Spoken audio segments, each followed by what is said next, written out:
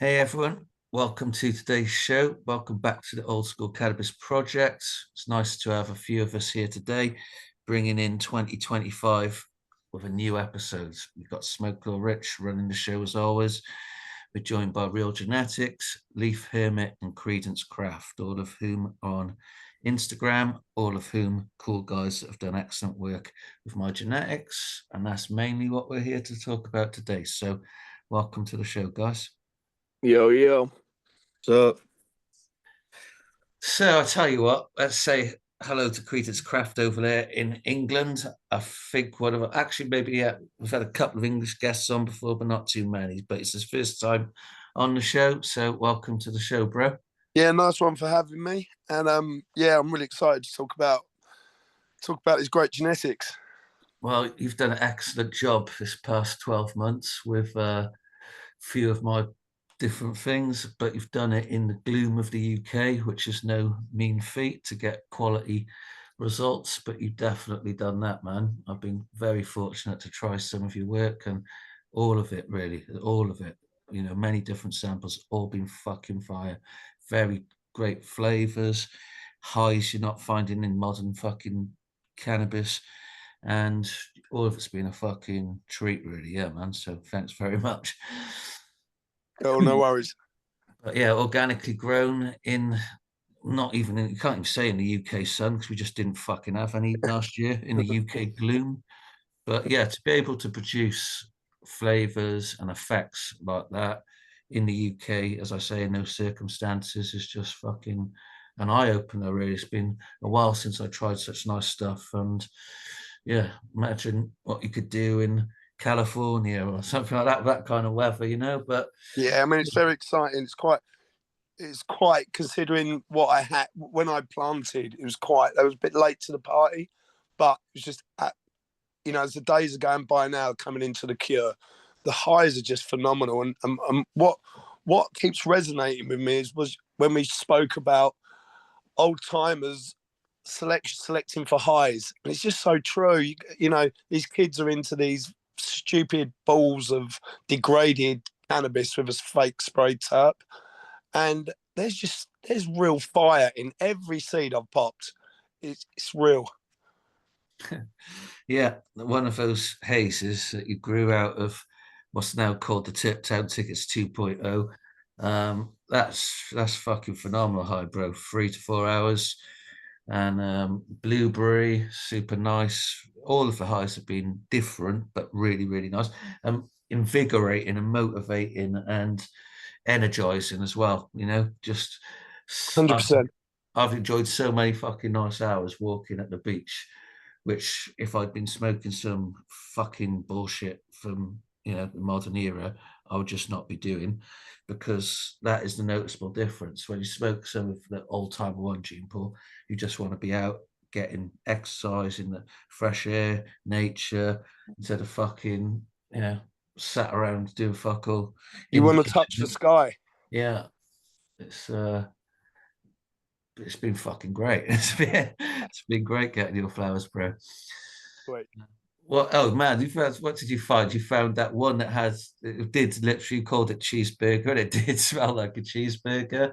Mhm. The Chinese lizard wine, man, that was absolutely beautiful. The taste, the flavor on that after like a couple of weeks cure is just so, the smell is just so intoxicating. It's just like addictive to just keep smelling it after you ground it up, you know. Yeah. It's fucking just so nice and unique.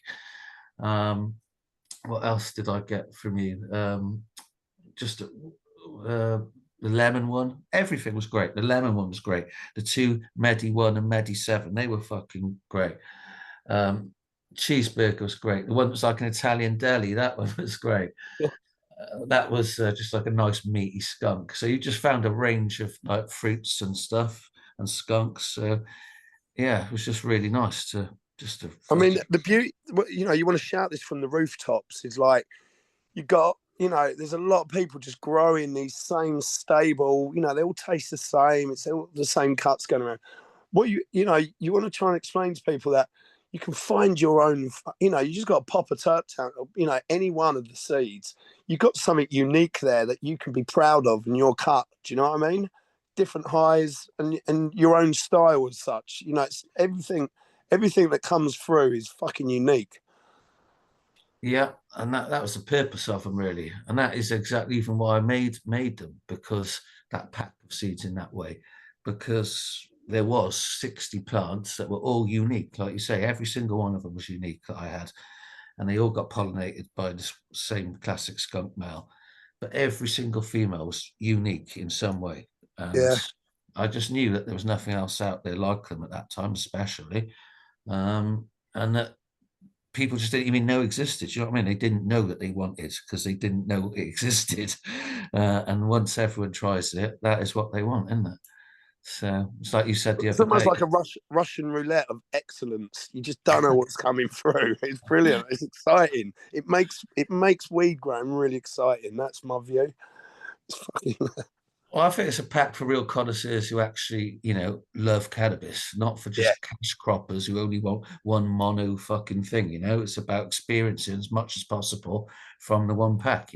As I say, 60 different mothers, all pollinated by the same male, but there's just so much variation in there from those 60 different mothers. It's different skunks, different hazes, there's blueberries, there's all manner of things, and there's been literally 100 different new fucking terp profiles been found in the last 5 years. But like Real Genetics did a great job, and Leaf Hermit with the Terp Town tickets. They've all found. What have you found in whatever you've grown at Terp Town tickets, guys? Well, the first one that I found was honestly the blueberry, because it smelled like an onion on the stem rub, and it was one of the darkest, greenest ones, really short stature, and stood out from the pack in the seedling stage. But that first round of terp tickets, I found that blueberry that faded to like black. I found the strawberry that faded to like yellow, had the craziest flavor and the most, like you said, invigorating high. And then I found actually the most pure skunk spray out of all the Boss and terp tickets. Out of that terp ticket was the skunk spray. Yeah, yeah. There's some super loud and nasty and repellent skunks in those Terp Town ticket packs, man. Mm-hmm. So, what was yours particular skunk like? The skunk spray you're asking? Yeah, how was Oh that? man, I mean, so it started off flowering. I mean, it was pretty short stature with like you know, like slow and steady growth, because I had it in like a quart-sized pot the whole time in really cold temperatures. And the way that it flowered is like it's not like the new school stuff that shoots a bunch of hairs out and like really puffs out quick. It just like grows like the way a sponge absorbs water. It just keeps fucking getting like it just keeps gaining size, but it's like a dense sponge, Yeah, and like just like green color. But it was like all these phenotypes, including the skunk. The way that you can, you smell it. Say you give the bud a squeeze on the top, you know, it sometimes, other plants will start smelling like chlorophyll. These ones, they just have such a strong, deep aroma. They smell the way that the terps smell on every time you smell it, and never degrades to like chlorophyll. It's almost like the leaf itself smells like whatever that plant is, the strawberry or the skunk. And that skunk, it did smell like literally just skunk spray, like what I think of skunk weed. It was like just straight skunk weed. There was no dead flesh. There was none of that other stuff. It was just the straight skunk spray. yeah, And fortunately, it was one of the only plants out of that year, out of that batch, that actually I made seeds with, because it was so cold I couldn't get the males to drop pollen. They got so far and they never fucking dropped pollen. It was heartbreaking. But I did bring the best skunk male with a fresh asphalt smell to the stem rub inside a warmer room, like in the house, with that skunk, so that it pollinated it to like make 110% sure. So I did get like 25 to 50 seeds of the straight skunk spray out of everything that I got. So fortunately, I have seeds of that one. Oh, cool, cool. Do you got any more Tip Town tickets originals left over? Yo, so when you had that deal, I pounced on it when it was like a really, really good deal with the last of the Terp tickets, and I bought like 4 of them, and it was a huge deal. So I actually have like 300 seeds left. Oh, that's awesome. Yeah, and so that I'm like torn between starting like 24 at a time, which is all I can handle right now, probably. Yeah, But I want to be able to start like a minimum of like between 50 and 200 at a time, so that if I don't have to keep the best plants going and like pop another 50, keep the best ones from that, and then pollinate the best ones. I want to do it all at once, yeah, so that when I find like the best skunks, the best berries, and everything, I can do it all at once and separate them into their own lines, yeah, and yeah. start selecting within those lines that are starting to show. Yeah, that's a cool idea. That'd be awesome to see, man. Yeah. I want to do something similar too. But what did you find, Leaf Hermit, in your initial pop of the Tip Towns? On the Turp Towns, to summarize it, I got the you called it the pickled onion. Yep. Not that much colorful, but nonetheless, the terps were there, and that blueberry slash cat piss, and that like a mango haze. But I think I told you it was it's not a candy mango. It was just like a fresh fruit mango. Yeah, yeah, Yeah, and no, let's see. Okay, so here recently I've been holding off on touching any of the Turptown tickets F2 because I'm curing them and they're basically cured by now. The smell it's strong. It's still there. Once you break down the herb, it's more profound as well. Upon consumption or combustion, I noticed, especially the acetone pheno, which came from the lineage, which is Terptown Ticket F2s, which came from uh, the pickled onion pheno, the one I'm telling you about. yeah, That's a progeny, and then one of the phenos, I believing, is the father leaner. It's basically acetone with a touch, with barely a dash of mango in there, but it's mostly just acetone. That's all, nail polish remover. Damn. yeah. Yeah, and even the smoke, it hits you. At first, you're like, man, this thing ain't gonna do shit. Yeah, I mean, Well, it's a green bud with touch of purple here and there, and it's even though it's seeded, it still puts you, so you can only imagine if it's not seeded, and if you feed it American or salt newts or whatever, whatever people do nowadays. I don't know. There's no telling. What I display is it's minimal um, in an open environment as well. It's minimal input of newts, and then whatever I do use is usually FPJ, FFA, molasses, lab, and that, I don't even add that much either. I just add very little, and it's living soil. I mean, my soil is in the ground, so it's more than 3 years old. you guys both seem to always be pollinating, basically. I always see seeded buds. I'm trying to think of, when do you guys do flower runs yourselves, or do you not? Well, Um, you can go ahead first. so yeah, I always do a seed run when I buy new genetics first, just to preserve it, and then after that, I'll usually do a regular flower run. I was set up with a big 4x4 tent in addition to all my seed tents at one point, but I'm down to bare minimum. But during the summer, I will do flower runs outdoors because I do have enough space outdoors to test everything out, for pure flower. Nice. And What climate are you guys in? What part of America? I'm in Massachusetts. California. Cool. Yeah. hmm I forgot what was the question again. What part of The America are you in? No, before that, what Blue was asking. I was just asking about your flower runs because Oh, I think of you two guys, I'm thinking like, what pops to mind is seeded flowers because it was breeding.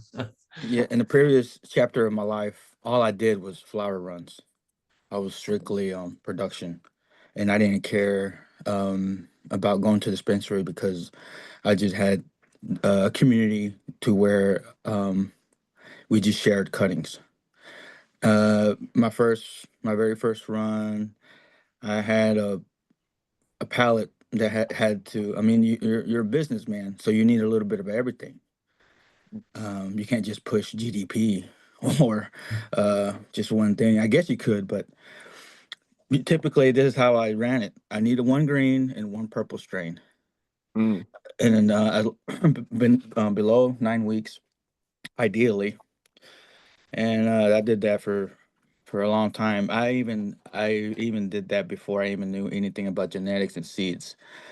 I was just doing clone runs So until I've recently. just got a quick question for Real Genetics. What year did you discover that skunk, bro? Oh, that was I think that was like 2021, or it might have been 2022.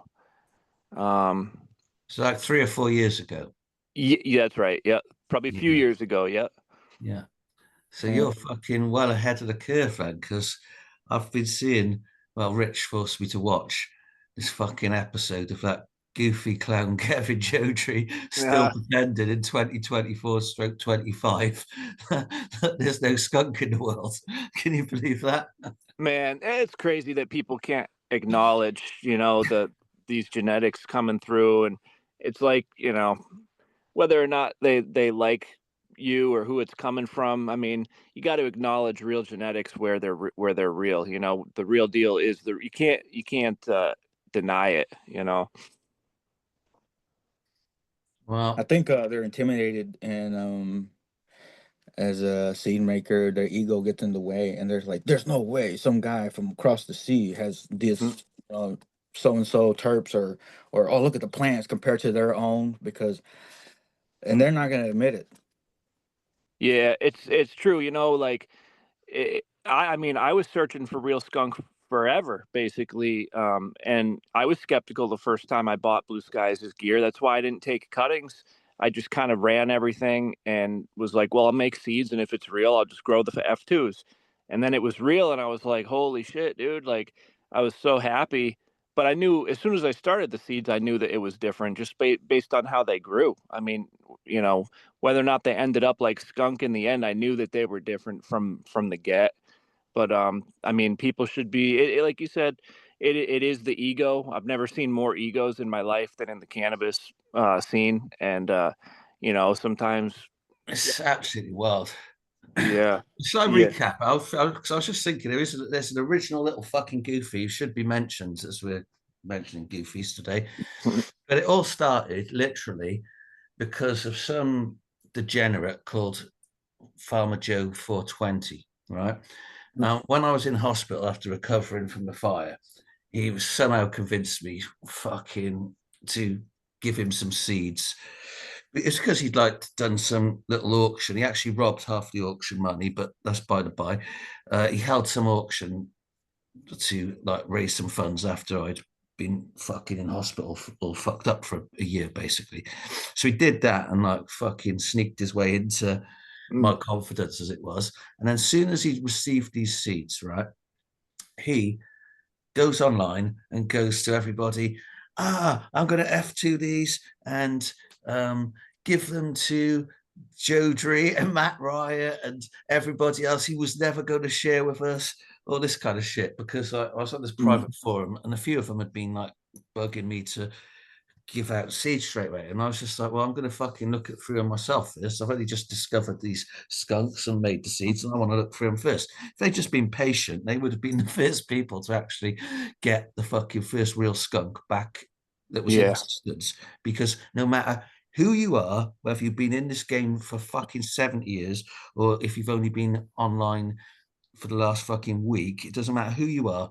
it's an indisputable fact that prior to fucking January 2020, December 2019, you could not buy a pack of seeds anywhere on earth that was guaranteed to give you fucking skunk. And in fact, virtually 99.9% gave you nothing like it, and everybody prior to me had been a fucking liar. All the cocksuckers, these little goofies out there worship now, all lied to you. Oh, every single one of them lied until I came on the scene with the real fucking stuff.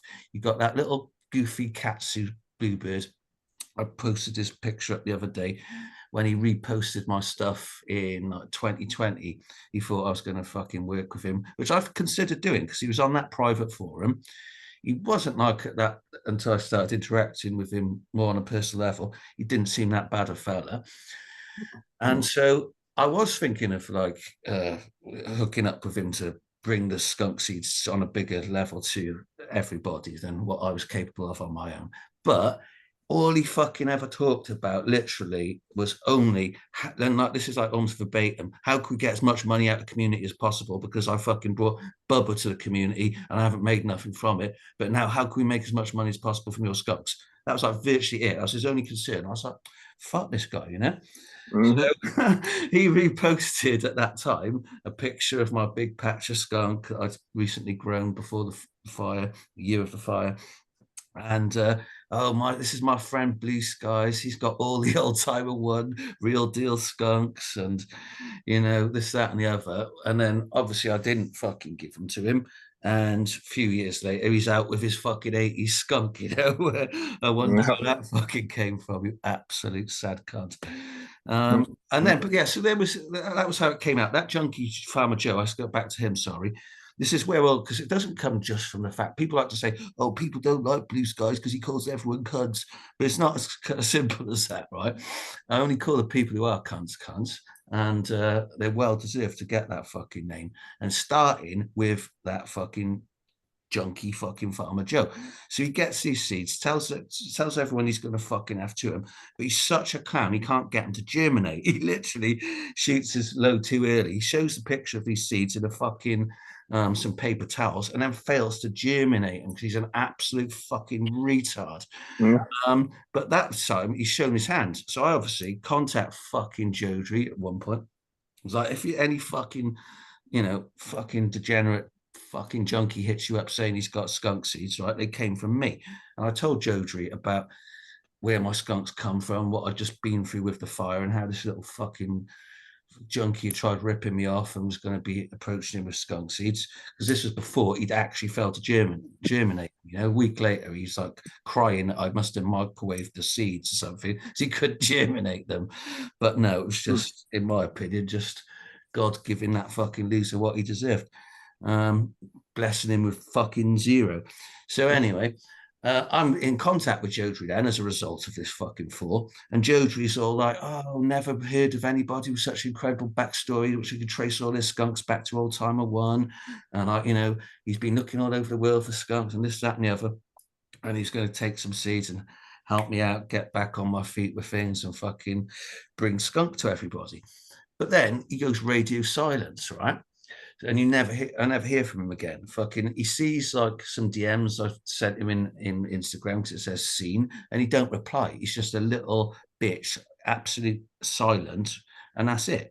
So he then pretends like he's never heard of me, and fucking when he's forced to fucking admit that he has, he then talks about how he has, you know, the skunks aren't real, some bollocks, you know what I mean? So JODREY's lied from the fucking start, and obviously a lot of people listen to fucking JODREY because they think, they take him. I was fooled by him at first. I thought that he was fucking legit. But when you actually speak to these people on a different level to just being a fucking ass-licking seed buyer, then fucking you see the real side of it. And that guy, I'm telling you, is 1,000,000% a fucking fed. He's Sam Skunkman 2.0, plant in the community, a gatekeeper, because you've got to judge people by their fruits. And that guy is pure scum, absolute liar, and that's all he is. Think of all the people that he could have helped in the last 5 years by opening up the knowledge of the existence of these fucking truly medicinal genetics that can fucking cure all things that their shit fucking modern stuff helps right now,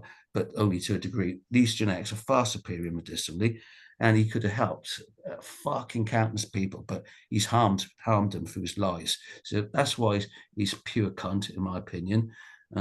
He continues to this day to fucking lie. So he's planted in the community to lie and hide these genetics. For sure. Not that's his sole purpose.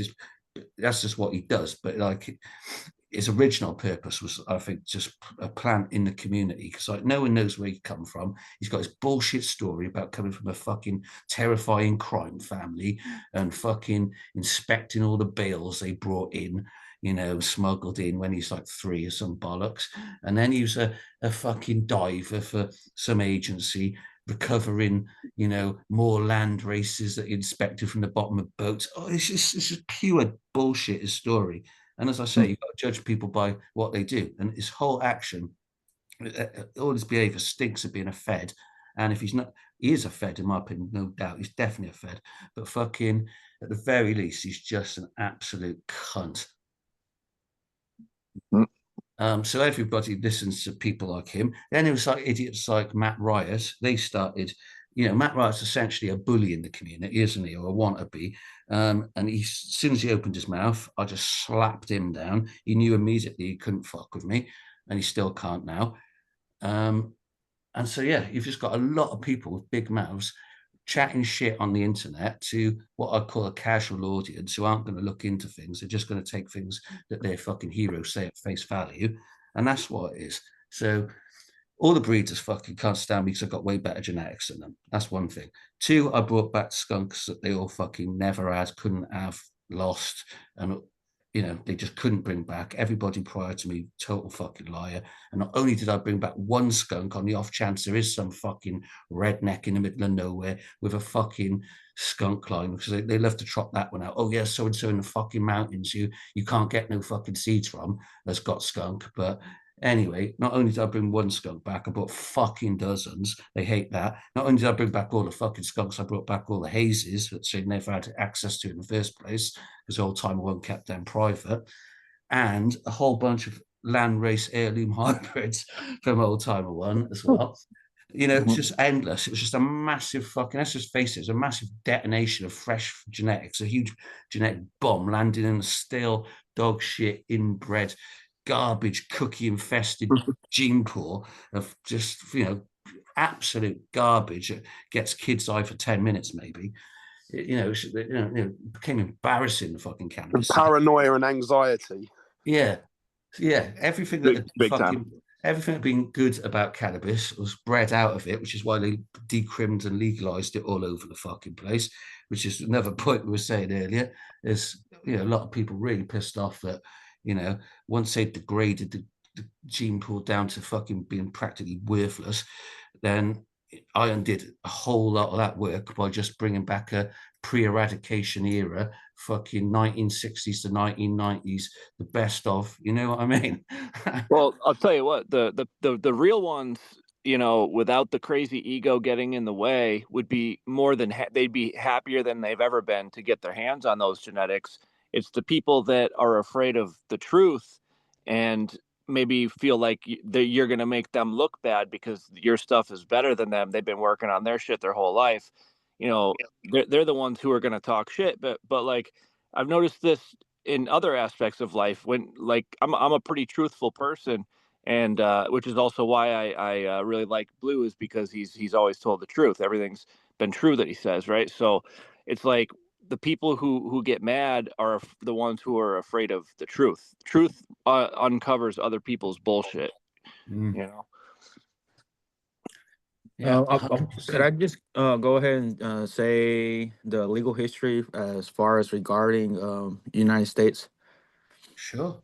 The history of cannabis. So I'm just a quick little search. So basically, it says the United States increased restrictions and labeling of cannabis as a poison. That began in the states, in many states, from 1906 onward. And then by the 1920s, it was a prohibition era. With that being said, you have to think, like, so what were people smoking in the 1900s? What were they growing in the 1889? I don't know. What kind of genetics were available then? and then Big Pharma, or I'm sorry, the United States came in and did the whole restriction, and they probably killed off a lot of genetics, and I believe that's more to a bottleneck the gene pool in their favor. Yeah, So I'd have that's to agree with you on that. Look, you know, you got to look. This plant got us here for 10,000 years.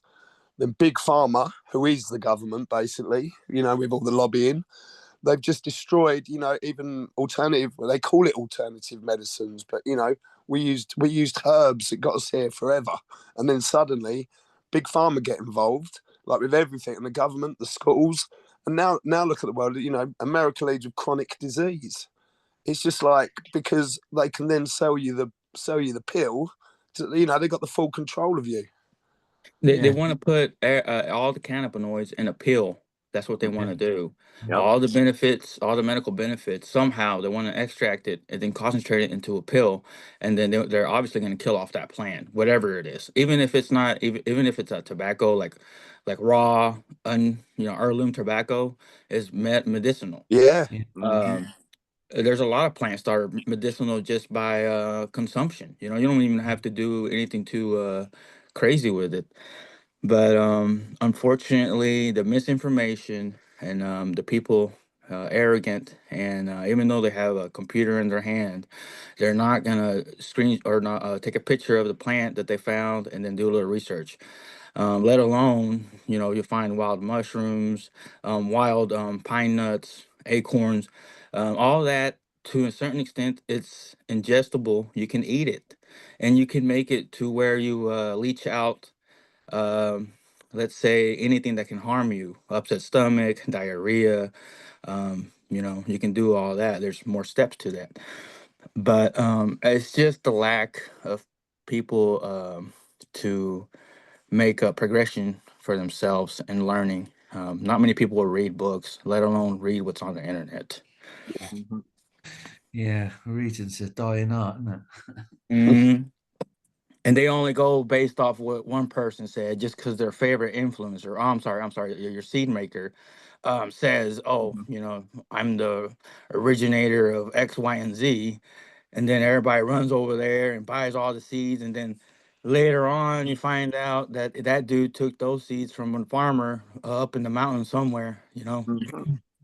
and then he just turned around and relabeled it or whatever. Exactly, because despite what I just said, I still always give, Old Timer One as the fucking source of everything. Yeah, I have done. I don't care if it does sound a bit arrogant and pisses off these fools. Yeah, I have done great shit with fucking genetics for the community, but it does all come from Old Timer One.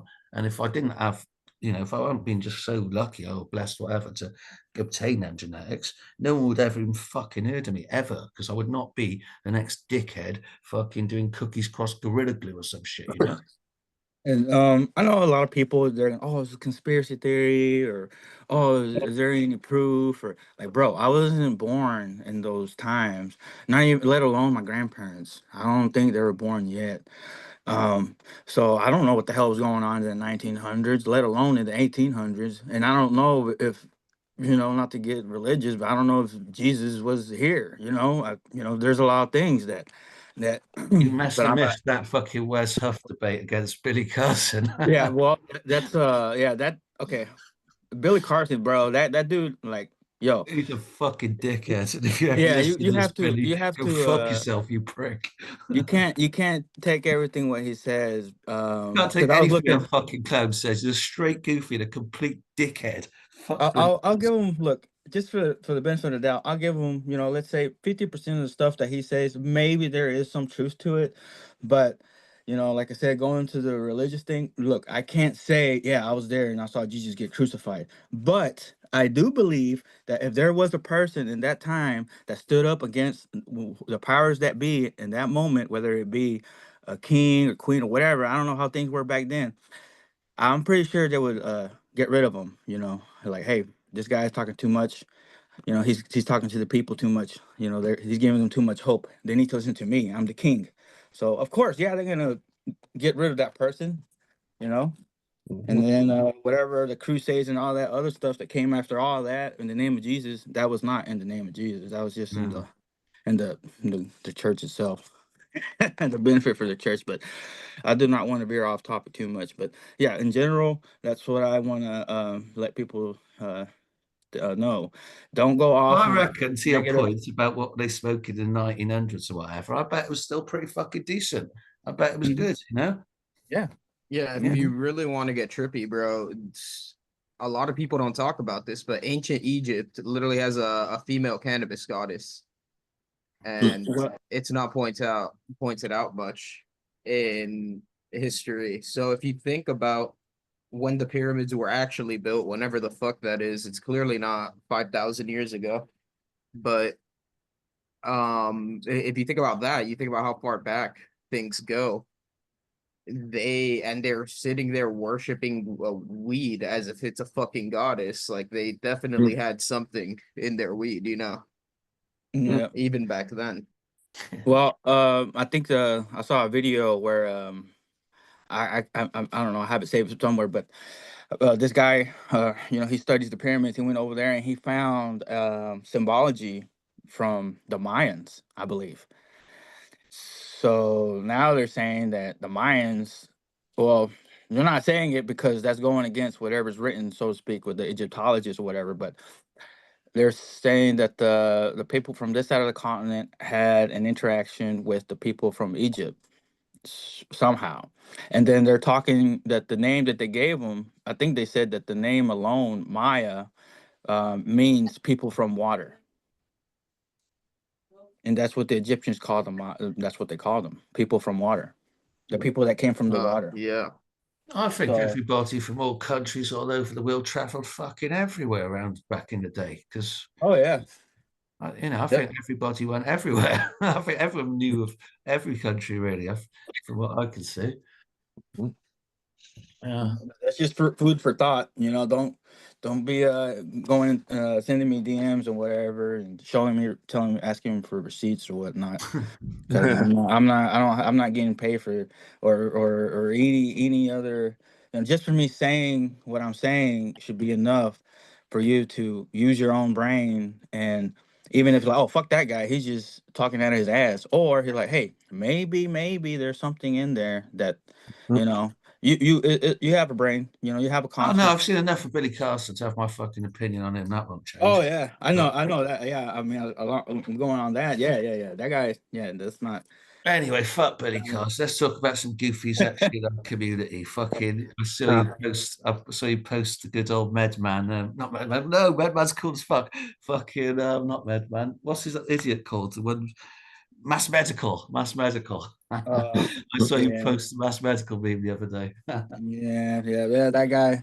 No, I grown out a few of his things, and I was I mean, I guess you could say it was not close, but I mean enough to where, oh yeah, hey man, I bought this strain, and can you give me information about it? And then he gave me the blah blah about temperatures and bullshit. I was a new grower, so I didn't know. I was like, well, damn, I was listening to whatever he was telling me to do and shit.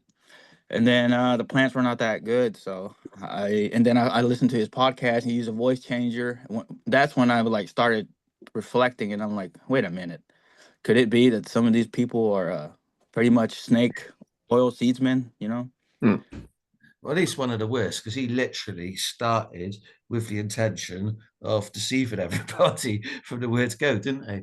Well, the thing that gets me is I mean, okay, the voice change or whatever, but the thing that gets me is he was doing it more to lie about his age, so that way, about him knowing about information regarding He's old trying to school make him sound stuff. like he had 3 decades in the game when he had about he wasn't even 3 decades born. That fool was younger than me. I'm like, what the hell? And How in the hell are you gonna know about he this and that? spends 90% of his time, provably from fucking his YouTube channel, doing fingerboarding. You just got to, if you want to see who Mass Medical really is, you go to YouTube, you type in Mike Schneider, flat face fingerboards, and there he is. He's not a fucking breeder in his 50s or 60s. He hadn't been doing this for decades. He wasn't around in the 70s. If it's your mother or a loved one that's giving you all the information, then how come they don't at least credit them? Hey, you know what? But no, he goes to the voice changer thing and then pretends he's like, Mr. Legacy dude or something, Damn. I would have been straight up front, not using a voice changer. Hey, you know what? I'm pretty much got grandfathered into this shit. Everything I know is from my dad or from my mom, or whatever. Just be a truthful person. Instead of going around trying to pretend you're a hard ass and you're like some kind of damn like I don't know, some kind of militia leader or something. I don't know. Well, you know what it is. There's all these new growers and shit. There's like we were saying. There's so much misinformation. It's like too easy for these people to fall into the trap. I mean, I used to get my information back in like late '90s, early 2000s from overgrow.com. I mean, I'd read the dictionary. I mean, whatever I could read, right? Yeah. And and back then it was all pretty much real growers. But now it's like all these newbies and goofies are putting a YouTube channel out talking bullshit. Like, what are the 10 most craziest strains in the world? There's so many of these videos now that it's like a lot of that is it's all bullshit now. It's just for like views. And there's too much misinformation. All these new growers, they don't know where to look. It's reviews and sponsorships. That's right. And it's too bad because even as like, a grower that's been growing for a while, I go to look for stuff online and it's just inundated with bullshit. That's all. If you look at when the stuff came out, it's all like recent videos for the most part. Once in a while I'll find one with an old school grower that's really talking real talk. But for the most part, it's actually hard to find good information online nowadays. It's all bullshit now. And yeah, the crowd, everybody's easily manipulated to make money, by these goofy seed breeders and stuff or whatever. On a serious point, I was just thinking about people only fucking making money. I've got to fucking mention that dickhead copycat. And it's not just to talk shit. He's a dangerous fucking individual because he's using CRISPR. And I've mentioned it before, but I don't give a fuck. It is dangerous, right? In something like CRISPR to modify the genes, the natural sequences of living things that God created perfectly, doesn't need fucking with, that causes these problems. And you've got that fucking copycat using CRISPR in his work. So I'm telling everybody needs to avoid, like the fucking plague, anything from copycat, because I wouldn't even trust the stuff he says he doesn't use CRISPR on. But anybody, and the thing about CRISPR is it carries on into the fucking future generations. So anybody who's breeding with anything from copycat is going to be passing on this CRISPR modified shit into the wider gene pool and onto the people that buy the seeds or get those genetics from them, So it will just spread. So you need to just be absolutely fucking avoiding that guy shit like the plague. Yep. That guy should know that dude, Big Dan. Oh, I'm sorry, Copycat. It's both of them. They're the same guy. Okay. First off, he's a businessman. Number two, he already on numerous podcasts. It's not admission. He's just literally stating it. Oh yeah, I'm using CRISPR technology. La la la la. And number three, I think it's part of a bigger agenda to say, let's say later on in a couple more years, like you said, the CRISPR technology is caught or captured in the progeny or future generations. So I'm just hypothetically saying he could probably. I don't know if he'll do it, but I mean he's a capital man, so he probably send what is it, cease and desist, whatever it's called, letters after you made like F3s with one of his fem seeds. I'm just saying, maybe not right now, maybe not in 2-3 years, but think about it. The technology. It's the same playbook. While you look on that fucking EU seed finder thing, and every single thing allegedly goes back to skunk number one. Like skunk number one was the first cannabis strain ever to exist. So Sam Skunk Man, Dave Watson, can claim it and say everything in the world's got my original fucking skunk number one in it. So that's another reason these cunts are going to be pissed off. I brought skunks that way predate that fucking Fed Sam's. Well, that's why it's so important to have these old school genetics so we can work with our own shit and not be, risk losing it all. Yeah, and Yeah. just be having a clean source of seeds, a genetically clean source that I you also know is not wanna fucked with. Yep. Yeah, Go, well, Rich. I also want to add one thing. This motherfucker's name is Copycat. This motherfucker doesn't breed. All he does is steal fucking other people's genetics. So It'll be now you're fucking telling me he's Right. gonna copyrighted, steal trust me. people's genetics and then patent them? Uh-huh. Oh man, No, what he does is I like, wouldn't put it past him, bro. I would not put it past him. And that guy is like fucking Satan of the seed world for sure.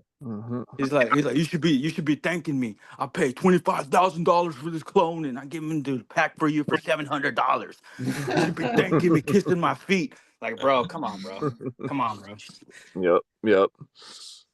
Yeah, so fuck copycat and anybody else using CRISPR. Any other little rats coming out of the fucking sewers using CRISPR in the future too, you know they're fucking pure scum as well.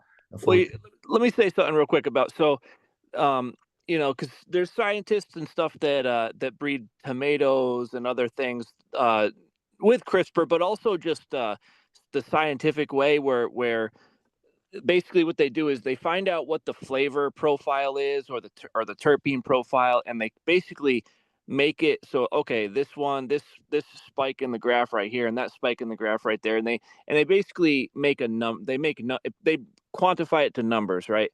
And you could do that to cannabis, but like here's where I'm saying cannabis has been like developed and bred and kept by people over all the thousands of years, and they've bred it with their senses, not by putting a number quality to it. So like, yeah, you could probably put a number quality to it, but I think what we're going to find out is that because there's more than terpenes, there's esters and alcohols and all these other constituents that have probably a lot to do with the high and in the aroma. I think we're going to realize in the future, after more research is even done, is that first is that basically you say you got all these different terpenes and stuff, and you got a couple big spikes for CBD and THC, and they got all these minor spikes. Where what we might find out is that the thing that matters the most is not how big that spike is of THC or CBD. It's how the ratio is among the smaller spikes It's exactly that, bro. of It's yeah, exactly that. the shit that they bred out of it to make more THC, right? So it's like, and basically, yeah, maybe we'll figure that out at some point and be able to put a number on it and do it scientifically. But like the fail-proof way is to basically grow it, smell it, look at it, smoke it, and use your senses, because that's how we've always done it, and that's how there's things that our body evolved with, all the receptors and everything, and the aromas and everything. We're going to be able to tell you either we like it or we don't, better than any number can be placed on it and say, well, this one, scores high on this, whatever. You could always do it scientifically, but I personally, old school way of breeding and stuff, I think that there's no better way than using your senses to do it.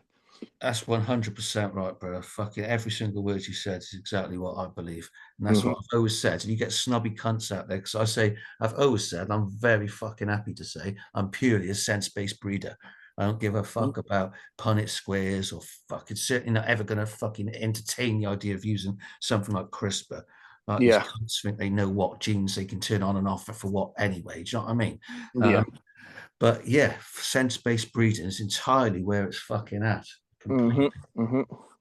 Yep. And it's really about getting the broadest input. So like the more people that you can get to try it, then you could say, okay, well, you could breed something that you like, but if you can get, maybe 30,000 people, to smoke your shit, and they all tell you, I like this one the most versus that one, that's good information. That's information that is like, okay, well, let's see why. Let's try this one and see what it is. But if that many people like it, all their senses liked it, then that's fail-proof way of determining which ones people like the most. And assuming that there's no bias, like marketing bias, like with the cookies epidemic and all like that boof that people market, and people just are like getting swindled because they're like, yeah, man, like I'm gonna cop a pack of that hype stuff. You know, it's all boop.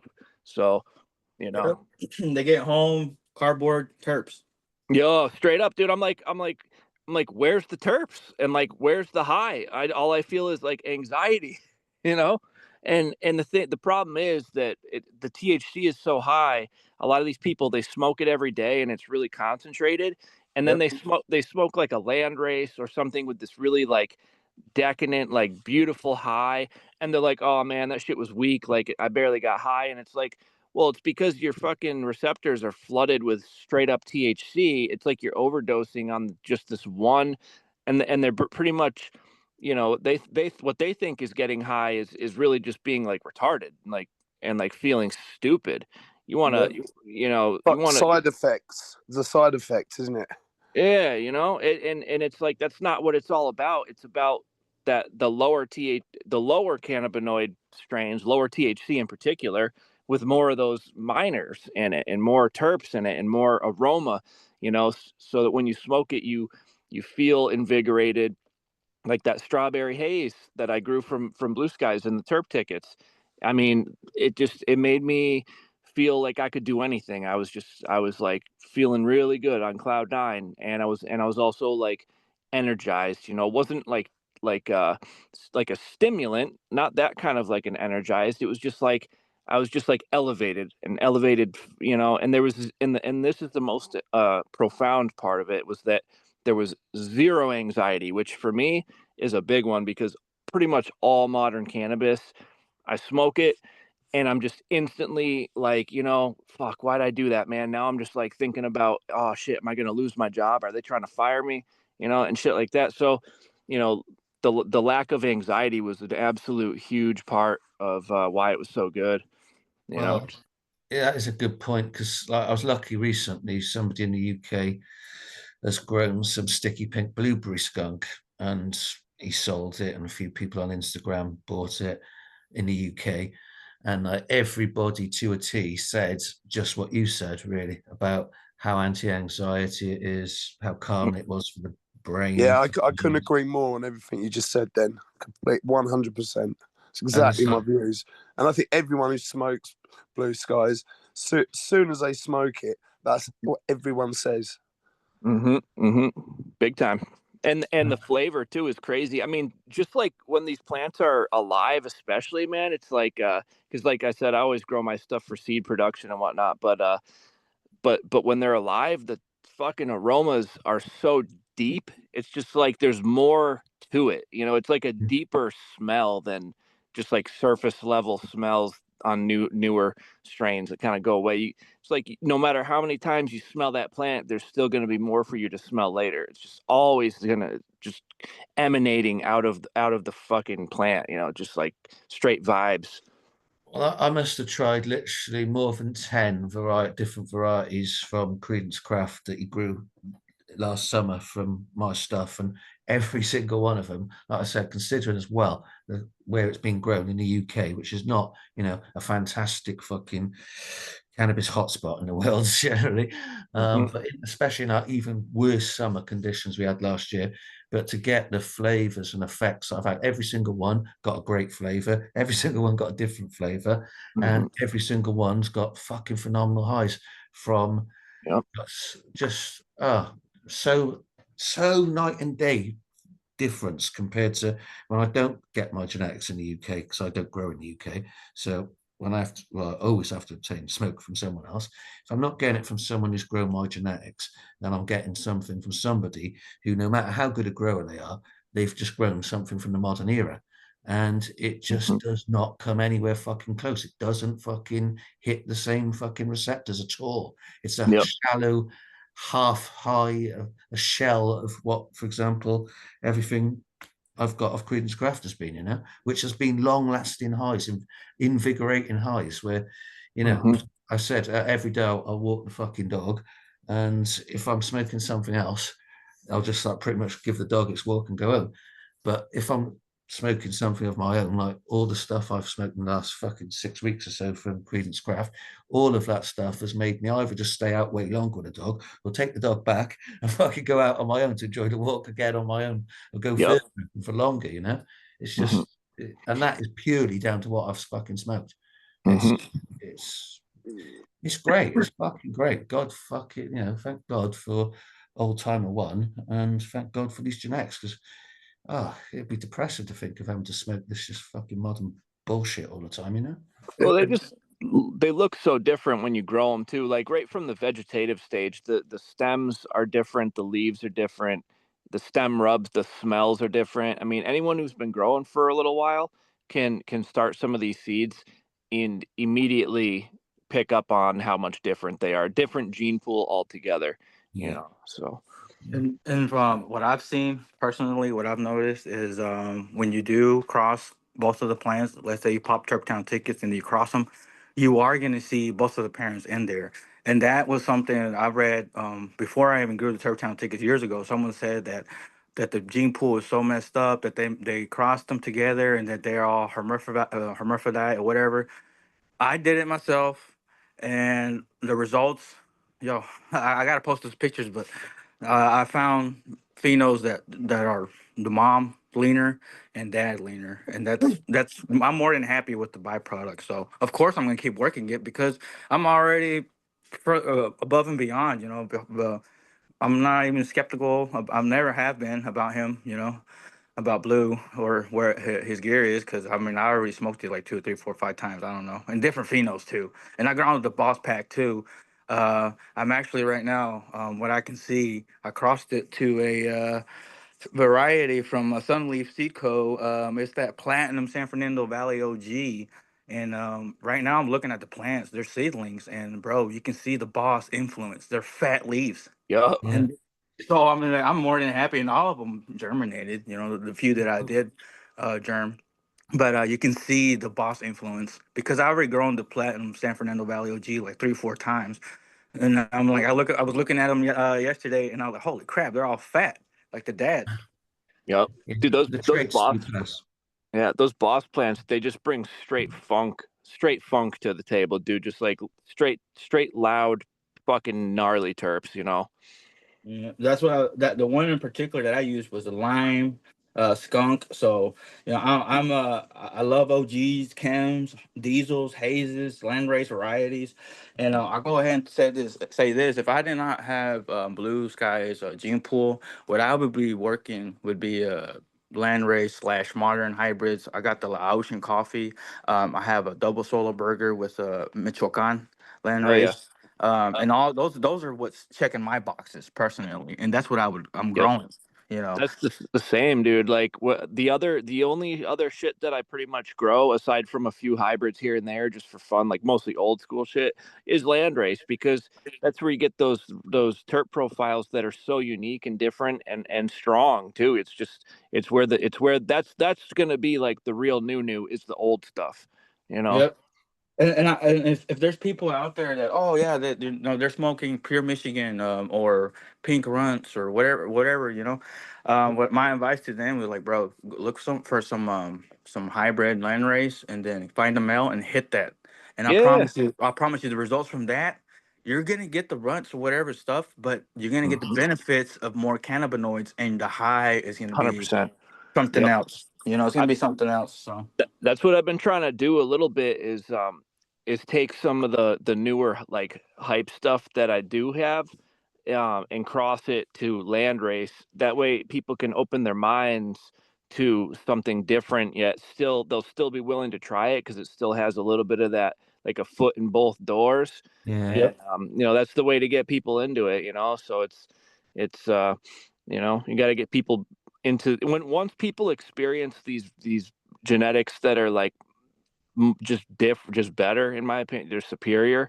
Hopefully we'll start a wave and people will be like, well, all I want is that fucking real deal medicine instead of all the hype shit, and they'll be able to differentiate, oh, that's just hype versus well, what's the genetic lineage to it. And then really got to think about that, because there's so many places that they just change the name of something. It is all the same. I mean, I don't know how anyone still buys dispensary weed. It's just like such fucking garbage, man. It's like, how does anybody do that anymore? yeah, you have to well, at least here in my state, if you're gonna get dispensary weed, you know where to go to find at least decent stuff. Hmm. And two, Two, you are correct. Mhm. Even the dispensary, they do sell clones. I think it's like 25, right there. But out the door after tax, it's like 50 something dollars for just Yep. one. But anyway, even there, I've caught the workers, or one of my friends went over there and they mislabeled his clone. Absolutely. All the time. They So do it. They will label something based on what they think will make the most money. I mean, that's like straight up how it is. They'll I be like, told I you told know, the homie like, yo, that's not what they gave you, bro. That's something else. yeah, they don't. It doesn't even matter to them. All they care about is because it's like at this point, it's just straight up corporate America growing weed. That's literally what it is. Yep. Because it's so expensive that it's all, people funding it. Different whatever. But their interest is just money. It's not even about the cannabis or anything. So, it's just a money making machine. So yeah, they're gonna name it whatever they think is gonna make the most money. Unfortunately. Yeah. And Yep. then what it takes is for the customer to get burned. You're gonna go over there, you're all hyped up, you buy the shiny mylar, or you buy the jar with the flakes on it or whatever. You get Yeah. home and then you smoke it, and then you're gonna be sitting there looking at the receipt like, holy shit, I paid this much taxes for this. Like, yo, like honestly, you could find a plug, somebody you can trust, Hmm. and know their growing methods as well, and Hmm. hopefully they don't spray shit on there. Yeah. But you should be able to source something more organic for about the same price or cheaper. Well, you know what people have to do, because a lot of these young kids, unfortunately, they've only smoked dispensary weed, so to them that's their baseline, and they've never had like real skunk weed or anything that's like super loud, and so they've got to be able to try something that will like open their mind, like some real fucking skunk or strawberry or land race or something. They got to be able to try the real shit, and that way they're like, holy shit, this is fucking way better than dispensary weed. And then they'll realize what they've been missing out on all this whole time. But if they don't know, if that's all they grew up with, then it's almost like they're brainwashed, a little bit. Yep. Yeah. It's a big Yes. psyop. Hmm. And I don't know about anywhere else, but here, all the kids, the kids are smoking. They prefer that cart stuff. The little vape pen thing. Oh, yep, yep. Yeah, so they're not even. I mean, Yeah, not all of them, but most of them are not even rolling up herb anymore. They just want to go buy a 2 gram cart and boom, that's it. And that's they're it. Yeah. and then they think, or they tell their friends, oh yeah, I smoke weed. Oh man. You Oh, know, Literally, the so, only way to change it though is for them to actually fucking try it, and that is going to take such a long time. Or it's going to take some people like you guys turning up at events where mainstream type people just attend, and then just you're gonna have to like record yourselves putting these people to the test with a joint or a bong hit, and yeah. let yep. them see how different they fucking feel after. Yeah. Yeah, eventually, me personally, I'll do that, but I'm gonna get ready. I'm not gonna go out there empty-handed. Everybody's gonna be, I know they're gonna be showing me some Yep. kind of new hybrid or whatever. I'm like, all right, bet, but I'm gonna pull out a joint, smoke this by yourself, and Yeah. then I'm, The I know, proof's in the pudding, as we say. Exactly. yeah, like here you go, bro. I'm not gonna even tell them what it is. Like here you go, just trade, and then because I had people call me later on, after I gave them a joint of some Turptown ticket, like, yo, what was that? I'm like, bro, that's some old school. Like, Yep. he's like, And yeah, that's also what. walk around with like a jar full of like the rankest fucking skunk you can find out of a pack, and just let them smell. Open that jar up, and then everywhere in a fucking 100-foot radius instantly smells like fucking loud skunk. Let everybody turn their head and be like, yo, what the fuck is that? You know? Same Even deal, the even with some of the fruitier stuff though, because Yeah. some really nice blueberry will turn heads. Absolutely. Blueberry, the strawberry wood, the Yeah. blueberry strawberry skunk. I also found a gooseberry one time, which is kind of like I guess I could describe it if no one knows what a gooseberry is. It's like, I think it's more mangoey, but it's got like a tartness to it, like an acrid tone to it, but it's fucking loud, man. And yeah, that one was shaping up real good. That was in the second round of terp tickets I had. I ended up losing all of that shit due to a fucking Yeah, I remember, man. unfortunate shit with the girlfriend and whatnot. All lost all that, but sorry, dude. I got like 300 more Terp Town ticket seeds. Yeah. I'm gonna find something better in those. So When are you going to start popping those? oh man, I'm hoping soon. I'm kind of running through landrace seeds right now. But I'm tempted to just start doing small batches, like 12 to 24 at a time. Just to start getting going on it.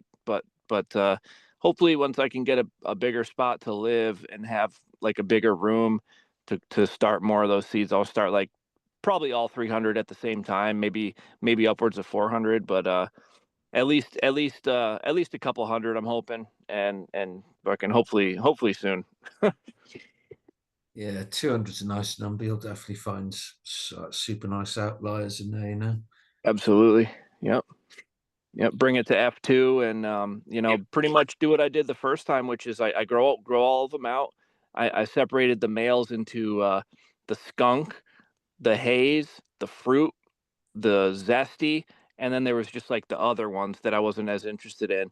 But there was all these crazy lines that like gave me the crazy smells on the stem rub, and same with the females. So it'd be like you got this. Oh yeah, there was like skunk and funk and fruit and haze and zesty and maybe some others. But yeah, those were kind of like the main lines that I was starting to delineate, and I was just going to cross the males and females of similar kinds and make F2 seeds with them to preserve them, and then keep all the best females to breed with in the future and just to have as moms growing forward. But yeah, I'm really eager. These are the seeds that actually still get me pretty excited because I don't get as excited as I used to nowadays, but these are the seeds that do get me excited still, like really excited.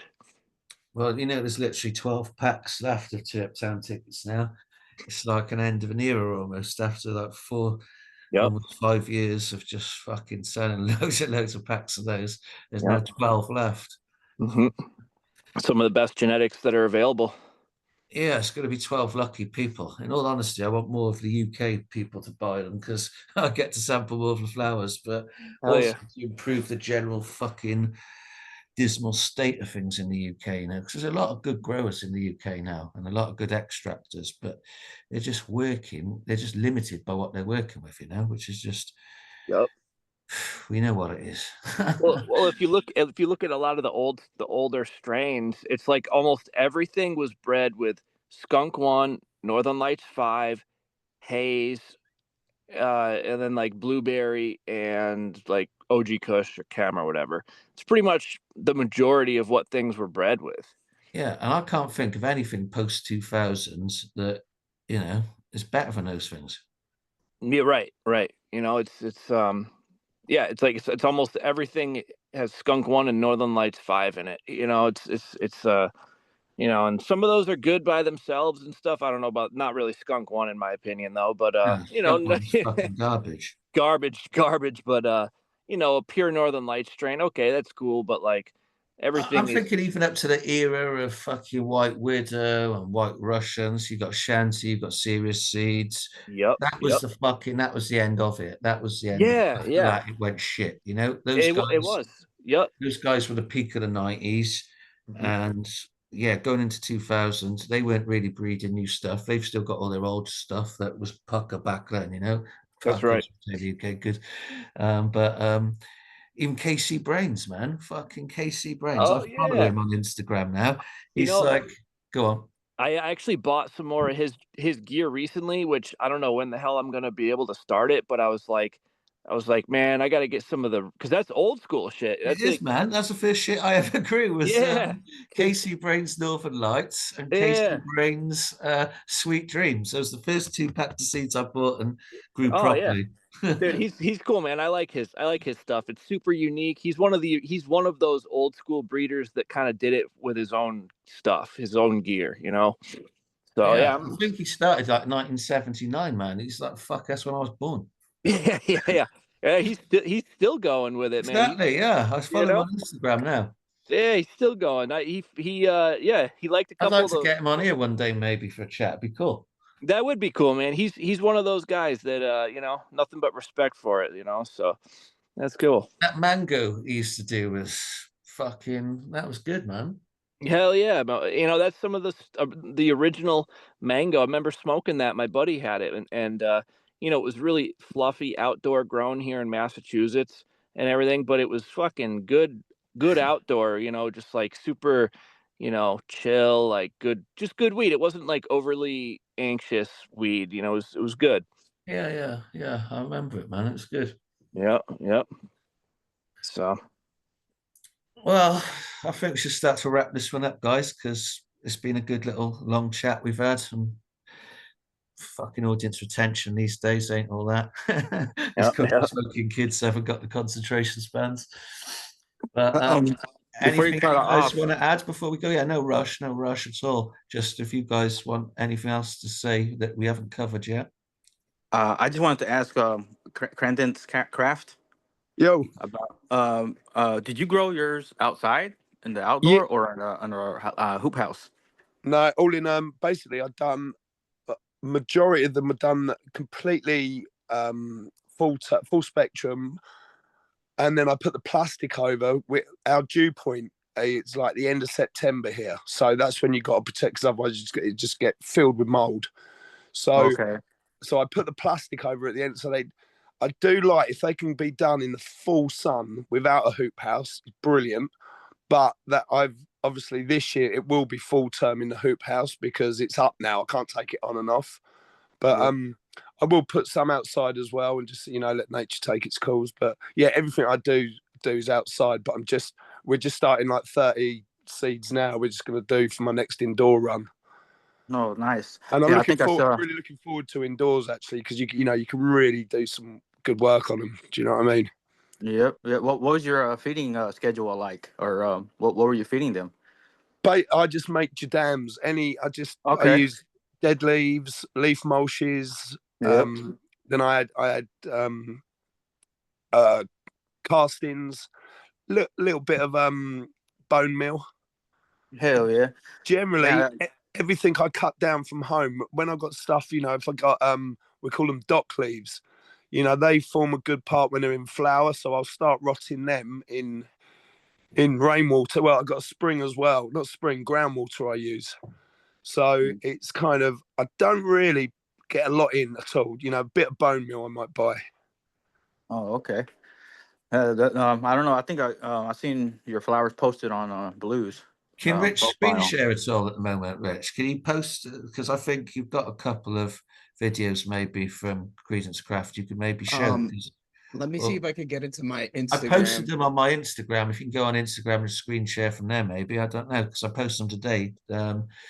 Like a super nice Chinese lizard wine one, which is just, I love that, man. Fucking, it's a really nice variety. It's so It's unique. funny enough, I had a little bowl about quarter of a gram at 10 o'clock this morning. And then I just went on mute about 10 minutes ago for my second bowl. It just lasts. It's beautiful. What's the smell? Well, can you describe the smell of that one? I can, and I Yeah, can. go on. No, you go, Blue. You can if you like, bro. As soon as you grew it. No, go on, mate. Go on. Well, let's start. Like the Chinese lizard wine got its name. Well, I named this that because when I was de-seeding everything, that particular one at that point, it smelled just identical. So I was like taking all the seeds out and sort of what's the word? All the aromas are kind of spreading through the air as it were, being agitated. It just smelled, and I was sticking my nose in it too. It just smelled like the only thing that I could compare it to, and it was identical to, was this stuff I just call Chinese lizard wine, where it's a spirit, like a rice wine spirit, I think. And you get it at the end, or I used to get it in a Chinese restaurant at the end of the night after you drank a load of beers. They bring you out free shots of the stuff, and they bring out this bottle, and it's got a fucking dead lizard in it, a preserved lizard in it, Damn. like a gecko type thing. No, even a bit bigger, but you can see it online. I posted pictures, but if you literally go to Google and type Chinese lizard wine, it'll come up. It's like a bottle of Chinese clear spirit with a fucking lizard in, man. And it's got this really unique smell, which you're not going to forget. And that was exactly what it was like. Now, thankfully, the stuff that I've smoked from the seeds after it got pollinated by the big rubber skunk haze is it's thankfully got like more of a fruity component to it, you know, because if it smelled just like the mother did originally, it probably wouldn't taste that great. But then the weird thing is, right, this is really another coincidence that this week is that I've got another thing called cherry oud musk, right? Obviously, because I just name everything how it smells and tastes usually. But this one called cherry oud musk, oud, if people don't know, is it's an ingredient used in fragrances, and like the raw ingredients of the highest quality is super fucking expensive. Can go up to $120,000 in Dubai and places like that for a kilogram of it. So it's real fucking expensive.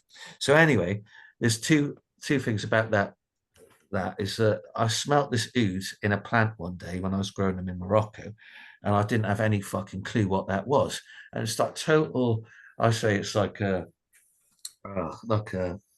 thing from God again. In that same day I smelled it, I literally I got off the mountain and went into the local town just to do some shopping. And I went into a shop where I'd buy health type stuff. Anyway, and he had various bottles and things on the shelf. And I said, "What's that?" And he passed it down. I smelled it and I'm like, "What's this?" And he said, "It's oud." And I was like, "What's oud?" And he said, "It's like an incense. That's what they used it for." And you can use it as an incense as well. But it's usually in really high end expensive fragrances, or you can buy it as a pure oil. So that's how I found out about oud. And then crazy enough, this past week, I've ordered something from a website that sells oud, but I got this particular thing. I got this particular thing because it was cheap and it was related to oud, but not the actual oud. It's not from agar wood. It's from a slightly different tree. Anyway, I got this stuff and I've got it back. I've got it right here now. And yeah, so it takes some getting used to. It's really off-putting to begin with. But the crazy thing, anyway, this oil, which comes from something like oud but is not oud, smells exactly the same as both the Chinese lizard wine drink and the plant that I harvested. So what it actually smells like, it doesn't smell like Chinese lizard wine. It smells like this stuff called gaharu from the gaharu tree. Oh, shit. Yeah. So the gaharu tree is like related to, or very similar to the oud tree, but it's basically, it grows quicker and more easily. So therefore the oil from it is much less expensive than the real high-end ouds, yeah. And oud it's an agar tree, agar wood tree, or the aloes wood tree. It's got two names, I think. And it gets an infection in it, and it develops this infection for over the course of time and years, I think. And then when they harvest the wood from that, the infected aloes wood or agar wood tree, and they distill that, that's where this oud smell comes, this oud oil comes from. So yeah, it was just like really fucking interesting for me, long story short, to find that, yeah, not only did I have oud, but I had oud smells in my plants, but I also had something similar, which is this gaharu stuff, because I couldn't believe it when I smelt it. Like, and it's exactly the same. I get some nice frankincense in one of the Turptown tickets. Wow. Yeah, 100%, because there's frankincense haze in there, bro. Yeah, really beautiful smell. Yeah, I put the frankincense haze in the Turptown Tickets 2.0 pack. Just because I made so many things last year that I ended up with like about 36 new creations. And I was like, people just aren't going to know what to select. So I just thought, fuck it, I'll keep a bunch separate, like the Rotten Berry, Skunk Smile, and all those things. But then a load of things I just put into, like 20 varieties, I put into a new pack I've called the Turptown Tickets 2.0. It's like the first one that I've only got 12 packs left of that had the offspring of 60 different females. And this one has got 20 new varieties. It's like eucalyptus skunk, eucalyptus haze. Yeah, Can I just say something on flavour as well? What I've noticed. Do you remember, like, for example, if you smoked Marlboro all your life and then people went vaping to try and stop smoking? They had all these, like, sweet tastes. And it was like, I Yeah. got really sick of it and put it down. But I find that with the modern hybrids, they're a bit annoying, the taste. Whereas I find the genetics from Old Timer 1, you've got more like, they're not punching you in the face, but they're very like connoisseur flavors. Do you know what I mean? It's like cigar to a cigarette, if you know what I mean. That's how different it is. Yeah. Do you know what? What's I going to say, bro? That Chinese lizard wine that you sent me, that smell, it is, like I say, so connoisseur. You can't necessarily. Somebody asked me before, didn't they, what it's like, the Chinese lizard wine smell? Well, I've not smelled the Chinese lizard wine offspring plants because I've not grown them, but people are telling me there's one that's like a watermelon candy one, and then other people are just saying there's like the craziest smells they can't even describe, which I guess is probably what I've got here, this Gaharu stuff, because if you never smelled it, you wouldn't know what it was. Wow. But other people said like a port wine. A few people said like the I was alcohol. just about to say that. Yeah, the port wine, you get a nice note of that at the end. It's very, yeah. But the bit you've sent me, after it cured like a bit longer, because you sent me some, and then you sent me some a couple of weeks later. That second one, after it had a little bit more time to cure, Yeah.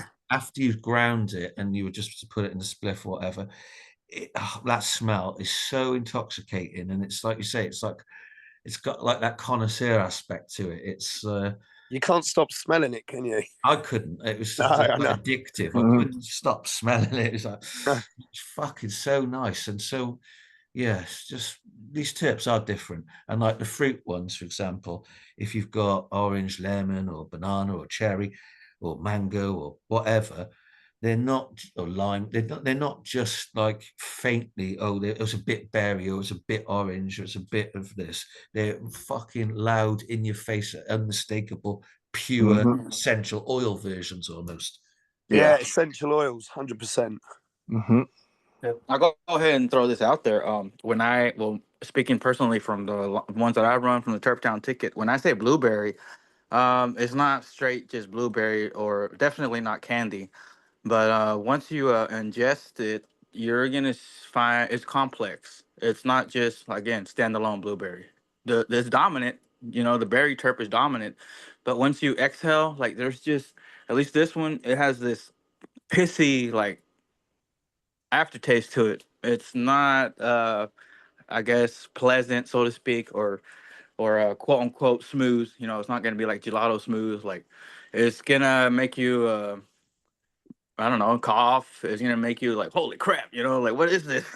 On the inhale, blueberry. On the exhale, you're like, what the crap? It's like dank. I don't know. There's just so many nuances that you're going to find. You'll find the pure blueberry and nothing else. Then you'll find the ones like you just described. Like, surprising for me, that sticky pink blueberry skunk, for example, that everybody really liked in the UK just now. I got to try that. Now that was like really super like blueberry, whereas the mother, she had like more of a like an alcoholic fruit punch smell to her.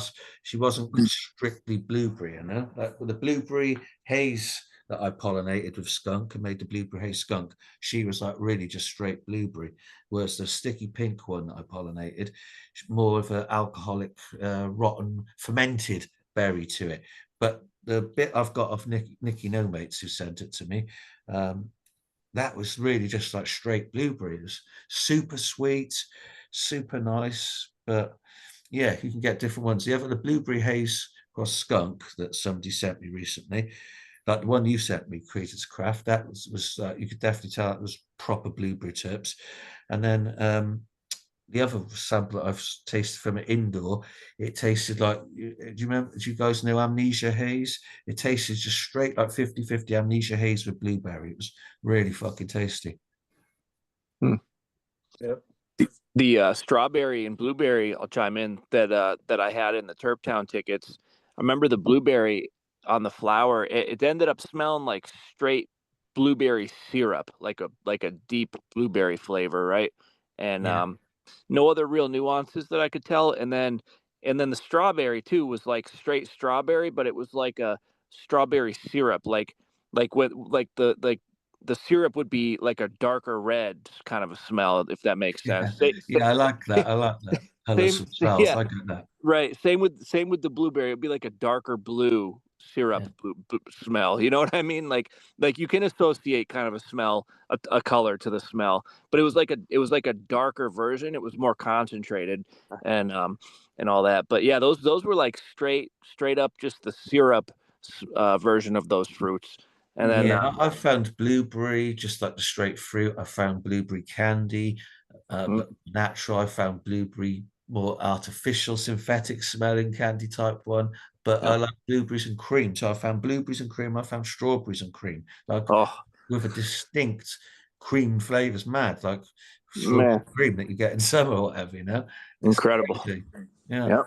Yep. Yeah, I agree. I think it was the Real Genetics who was saying the blueberry, the cough syrup. That's the mother to the blueberry line. Mm-hmm. The one that I was talking to talking about the whole time is actually F2s. It's a pheno. I grew out a bunch of them, and the pheno the one that I kept is the blueberry dominant. But the mother to that, which is the original Turptown ticket, is the blueberry cough syrup. That's what it Oh is. yeah. No Yeah. shit. Yep. What was the color on that one? Did it turn? Did you get any fade? Was it like cold out? Bro, that plant completely purple at the end of the cycle when you Yeah, finish yeah. up. I think Yeah. I remember seeing pictures of that, and it looked similar to the one that I had. Dark color. Yeah, yours Yeah. is super dark, man. Yeah. I Yeah. think Leaf Hermits is the same, really. Yeah. Mm-hmm. Yeah, Yep. and I have yet to find that particular pheno with the coloring, and that's one that I kick myself in the ass for not keeping a cutting of. But I am Yep. satisfied with the siblings, with the children off of that mother. So she and then all her traits passed down through, except the color on the particular phenos. But another thing to be said is they were run. I did that run in the summer, in the middle of summer, and the mother was harvested in the wintertime, close to November, right before Thanksgiving. So that's why the color really popped out as well, because we get cool temperatures out here, Yep. mid 30s, mid 40s, Fahrenheit.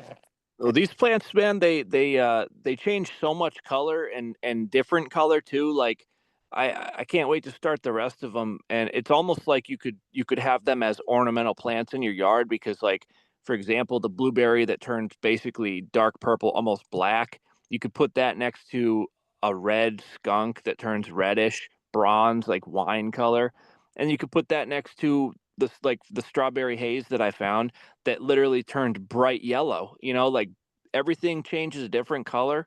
You could pretty much use them as ornamental plants. They're just some of the craziest genetics. That photo you posted was cool of those three. I've got it somewhere in my phone, and I Yep. remember I've got it in my brain now. It's a Well, cool photo. I did a collage. I was fucking around because they are some of the prettiest plants, honestly, that I've ever grown. And I put a collage with 4 of the most colorful plants that I grew, and actually 3 of them are the best phenotypes: strawberry, blueberry, and skunk. And I put all 4 of those in a collage photo. I'm planning on posting that soon on a story or something. And yeah, it just showcases the variety. And I mean, it's just the terps to go with it, man. It's like a dream. It's just crazy. Even the green plants, the dark and the light green, they're all they just pop out at you. I don't know how Oh to yeah, explain it. So 100%. even Yep. even in week 2, week 3, even in veg stage, you're Yep. like you can have a tent full of all kinds of different stuff from different gear, but Hmm. those you'll be able to distinguish. You'll be like, oh, what the hell is this right here? The little short, squatty, Yep. very dark green. Sometimes the leaf looks like leather, like Yeah. glossy. And what's crazy too is I found that at least this happened on one of the real skunk spray, and then one of the meat skunky funky phenos when they go into flower, like we'll say week 4 or some shit, when all the white hairs are starting to come out, they look like little curly yarn hairs. They're just so much different, man. It's not like, you know genetics nowadays, they look kind of similar. So yeah, the little short, little stout, little, they look like yarn. Yeah, people have commented on that, man. Yeah, And even the feel of the resin is different in some plants. absolutely. Yep. You get Yep. that wet feel. Some of the plants get a wet feel, like the Oh yeah. resin's wet rather than sticky. Greasy. Yep. Well, I hope more people get to fucking experience this gene pool. That's what I keep pushing on for. It does get a little tiring occasionally when you've got fucking pussy holes like that copycat and this little bitch so high deleting my accounts because I criticize CRISPR, but I'm hardly going to stop doing that. But yeah, fucking, I'm trying to focus a little more on the UK and trying to get the UK to finally start catching up, which some of them have been. Sorry, bro. Just a little bit. Yeah, I decided. Okay. Oh, he's just ducked out for a minute, has he? Yeah, I was just saying I'd want to try and get the focus a little on the UK more because it's a smaller geographical area that I'm actually fucking present in. So yeah, try and get some blue skies more into the UK because literally 99.9% does leave the UK for America, Canada, and the rest of the world, ironically, but hardly any in the fucking UK, except for good people like Creeders Craft. He's started a revolution, perhaps, maybe, showing that you can get phenomenal quality. Because basically, the quality he's produced is, even as I say, in these terrible conditions, is still far superior. And probably most people in the UK don't realise they can produce as long as they've got the right genetics. Stuff that's got highs that are vastly superior to most imports. Well, virtually all imports that are coming in right now under the brand or the no misnomer, a lot of it as well, Cali weed. We get these Cali weed imports people pay stupid money for, and it's fucking garbage. It's the California weed that I used to get back in like 2007, 2005 was when it was still, it was like good, at least who I was getting it from. But ever since like recent years, Oregon, California, all the weed that I get, it's all commercial garbage. There's no terps. It's cardboard weed. It just looks like it's been rolled in a trim machine for like 3 hours. It's like tiny little fucking deer droppings. You know what I mean? Degraded to fuck. And when I say Cali weed, a lot of it's not even from Cali, to be fair. A lot of it comes from fucking Canada, but it's classed as Cali to unsuspecting idiots. And Thailand's doing the same now.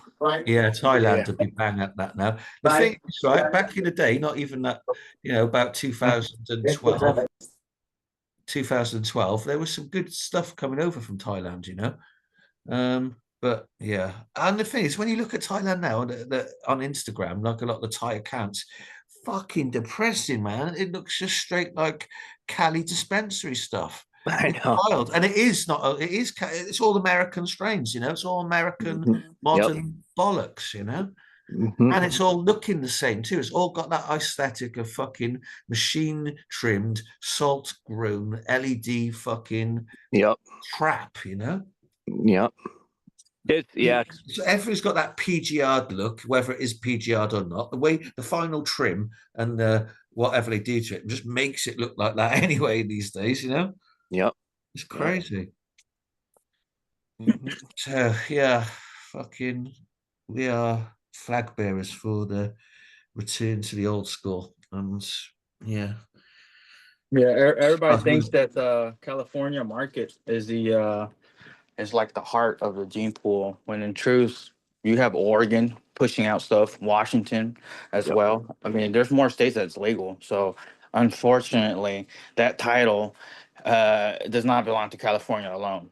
Shout out to all the Oregon growers. Shout out to all the Washington, New Mexico, Texas, anybody out there.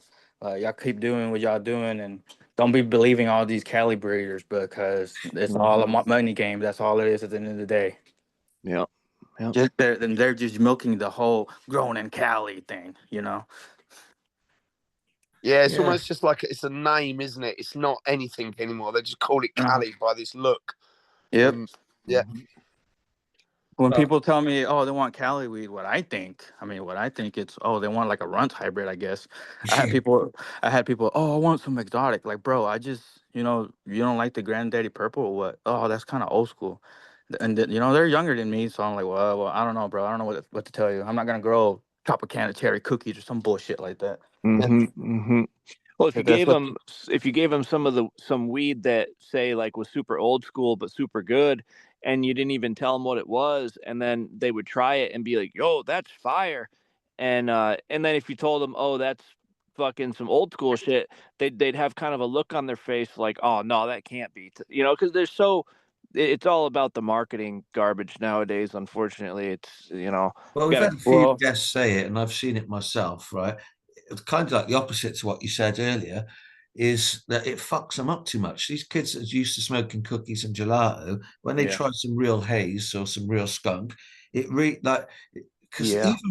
even for me, right, who's been smoking heavy for 25 years, when I'm smoking my skunks and stuff, and these hazes and things like I've been getting off One Source Farms and Credence Craft and not Mhm. so much Nicky No Mates, this was more of a blueberry thing, but the skunks and the hazes especially, you can't hide that fucking your eyes betray you. It don't matter. It's like you're fucking 16 again and your fucking mother knows what's up. Fucking Yeah. you can't go into a supermarket and not look fucking stoned. It just Yeah. fucks your eyes up. It's got those kind of highs that get you behind the eyes and make you look for how you feel or whatever, or make you feel how you look. Mhm. You just can't hide that. And these kids, it fucks them up doubly hard, No, it does. It does. It's true. Yep. Yeah. I was supposed to do what is it, an assignment or an assessment regarding your Turptown tickets, and I sat down, I smoked the whole damn bud, and I forgot halfway the fucking joint. I know, for real. I was like, I forgot, and then I just ended up adding soil to some pots and watering and all this other stuff, and before I know it, it's already like 5 in the afternoon. I'm like, holy shit, I haven't even smoked nothing for a few hours, and that's what I like. Yeah, You know, man. Mm-hmm. What Yep. I like is just like we talked about earlier, the more motivating, energizing highs. Because you're still people when you talk about that, people like, oh, you're just like that's a euphemism for you're not. It's not very strong. You're not really. No, not at all. It's like you're completely fucking high, but like you're able to do stuff as well as being that way. Do you know what I mean? Build pyramids. You know, What's that, bro? yeah, Build pyramids. for real. oh yeah. I was kind of wondering that smile strain you were kind of recently talking about, Blue, about from Old Timer One. I'm kind of wondering if that strawberry haze that I grew had a similar high because it was like just made you feel like you're in heaven. You just make you feel Well, the good. thing is, a lot of the old timer one Gene Paul does that anyway, regardless of if it was the smile or not. That is definitely Yeah. what you touched on earlier. No anxiety, and not only is there no anxiety, it just makes some of them make you feel just so fucking good and happy. And Yep. these, Mellow. I've said like a lot of times, like these aren't the times really if you've got fucking half a brain cell to be particularly happy in. The world is fucked and fucking shit, but at least this gives you a different fucking kind of release, and Yep. it is like a balm or a salve for the mind. Mm-hmm. It's just super good for your mental health, I think, really. Well, it's one of those weeds that say you got all your different weeds you've grown like say a dozen or a couple dozen different kinds, and you got all your jars full of weed, and the one jar that you like the most, we'll say, is like that strawberry haze. For me, that's the one. It's just the one that you smoke. You end up smoking only that one, Yeah, yeah, and you run through it quicker than everything else because you would just rather smoke that weed because yeah. it's that much fucking better with the effect. You're like, your mind, it tells you what you want. You don't even have to think about it. You're like, what do I got here? Regardless of how the other ones smell or whatever, and especially regardless of how they look, you just And go even when you want to take it easy because you don't want to run out that quick, and you still do it. right, right. You do because you're like that's the one that I'm seeking right there. I'm seeking that one, you know, because you just once you've had it, you're like, that's just what I want. Yeah, and they don't have the negative effects. When you keep losing your phone or you forget what you're doing Yep, every 2 seconds. They're all positive, moving forward effects, that's fully right. rounded. That's But, why yep, absolutely. That's what Yeah, everybody needs. Mm-hmm. Mm-hmm. Instead of couch lock and watching Netflix and ordering Uber Eats, because that's the Yep. typical American experience. Yep. They just stay Yep. at home and turn by on the design. TV. Well, I've heard people say it before where they don't know about these genetics, but once they try them, they find something that they needed. They didn't know they needed it yet until they tried it. Definitely, Alright. most people don't know these highs exist, bro. Definitely, average Yep. person, Yep. because they just have been absent for so fucking long. They have really been gone. Yep. Certainly 15 years, probably 20 years. Absolutely. Yep. 100%. So You gotta slowly- eat all your vegetables and Yeah. fruits. You can't just eat apples. That's right. Yep. Well, hopefully, anybody listening will fucking start to understand what we've been saying and give them a try. And that's all we can do, really, is just keep fucking putting the message out and making the genetics available. Mm-hmm. That's all you can do, you know. Yeah. Revolution. It's unfortunate, really, as well. Just to end on a slight negative again, but it's also a positive. But all these goofies that we've mentioned, the Kevin Jodreys of the world, that's why I dislike them people, because Mhm. of what they've done to, they've denied countless people the opportunity to experience all the things we're talking about right now, and they've done to it. this day, to this day, and they're pushing their stupid little classes or whatnot. Oh God, the Mhm, Gonchier, fucking hell. Yep. What a bunch of goofies, man. If people can't look at that and just think that's a fucking clown show, a circus, then they get what they deserve. I suppose. People don't realize, but there's a lot of dudes that look like that Swami dude, but they're cult leaders, and they're not Yeah. on IG. They're not on IG. And then when you go to the town, you're not gonna get recruited, so to speak. You're gonna get lured in there, and then before you know it, you're on their property growing weed for them, and then under their control, whatever. So. Mm. That's nothing new. There's plenty of cult leaders out there doing their own thing. I've seen farms where there's only women allowed in there, and they have to be working in bikini or whatever. Yeah, And I've the heard dude, that shit. and the dude is in the bathrobe and shit. Like, bunch of little brainwashed ladies out there. Yeah. Yeah. Well, they've done a good job of brainwashing the average fucking person in the cannabis community, because I feel embarrassed for the people now. You occasionally get people on my Instagram or something, or if I comment on someone else's page, for example. So that's an opportunity for somebody who doesn't follow me but who's heard some bullshit to say something. Some goofy twat will just say something, and it's like, that's pure. I don't even get angry anymore. I got too angry anyway, but you know what I mean. I don't even like react anyway. I just think I don't even think like.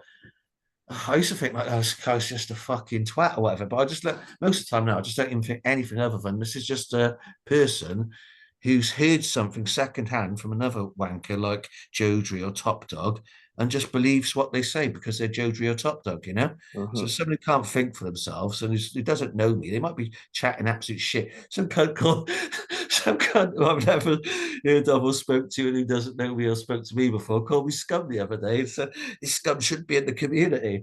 And like, I suppose I could get offended at that, but I was like, this is just some NPC fucking spouting shit he's heard somewhere else, This is a brain dead dumb fuck, and that is what the majority of the haters are.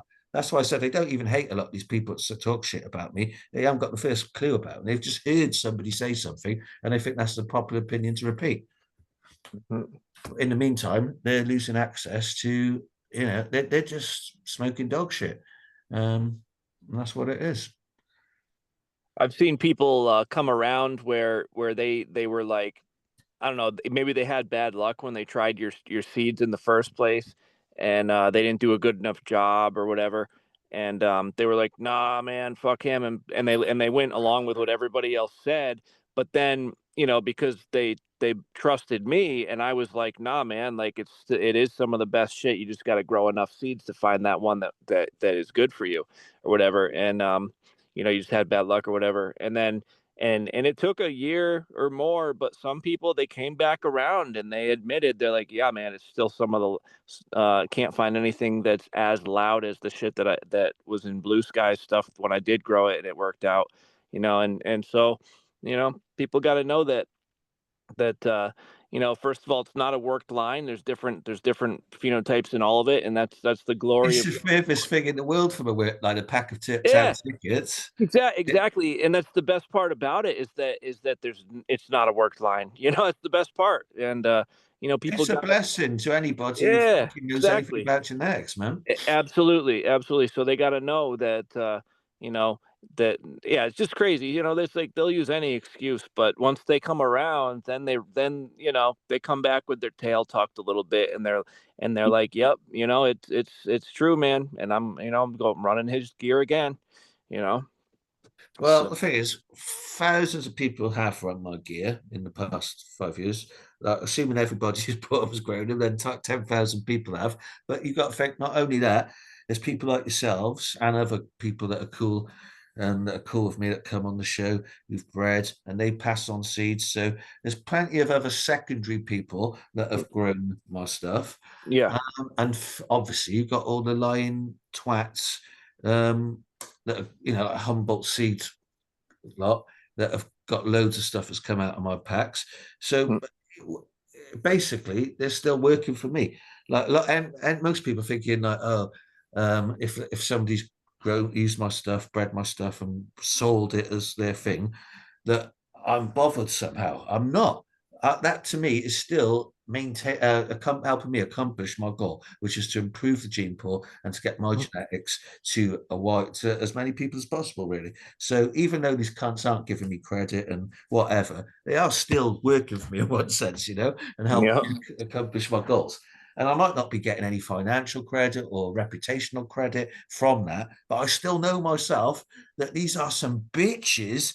I mean, imagine, this is how I think of them. I think like I try and put myself in their position like them. How, like, I cannot imagine being such a bitch, such a fucking faggot that I buy another man's seeds, find some fire, and pretend I found them somewhere else, you know? Like that shit is just something I cannot even possibly conceive of myself, to be that much of a fucking pussyhole and a prick and a cunt and all the other things these fucking faggots are. But that's what they are. So even though they're doing that shit, they have to live with that fact. Now me, I couldn't even do that, and I couldn't imagine how it would feel to live with that. The fact that I'm putting out something that loads of people love, and I'm pretending it's from somewhere else other than it is from.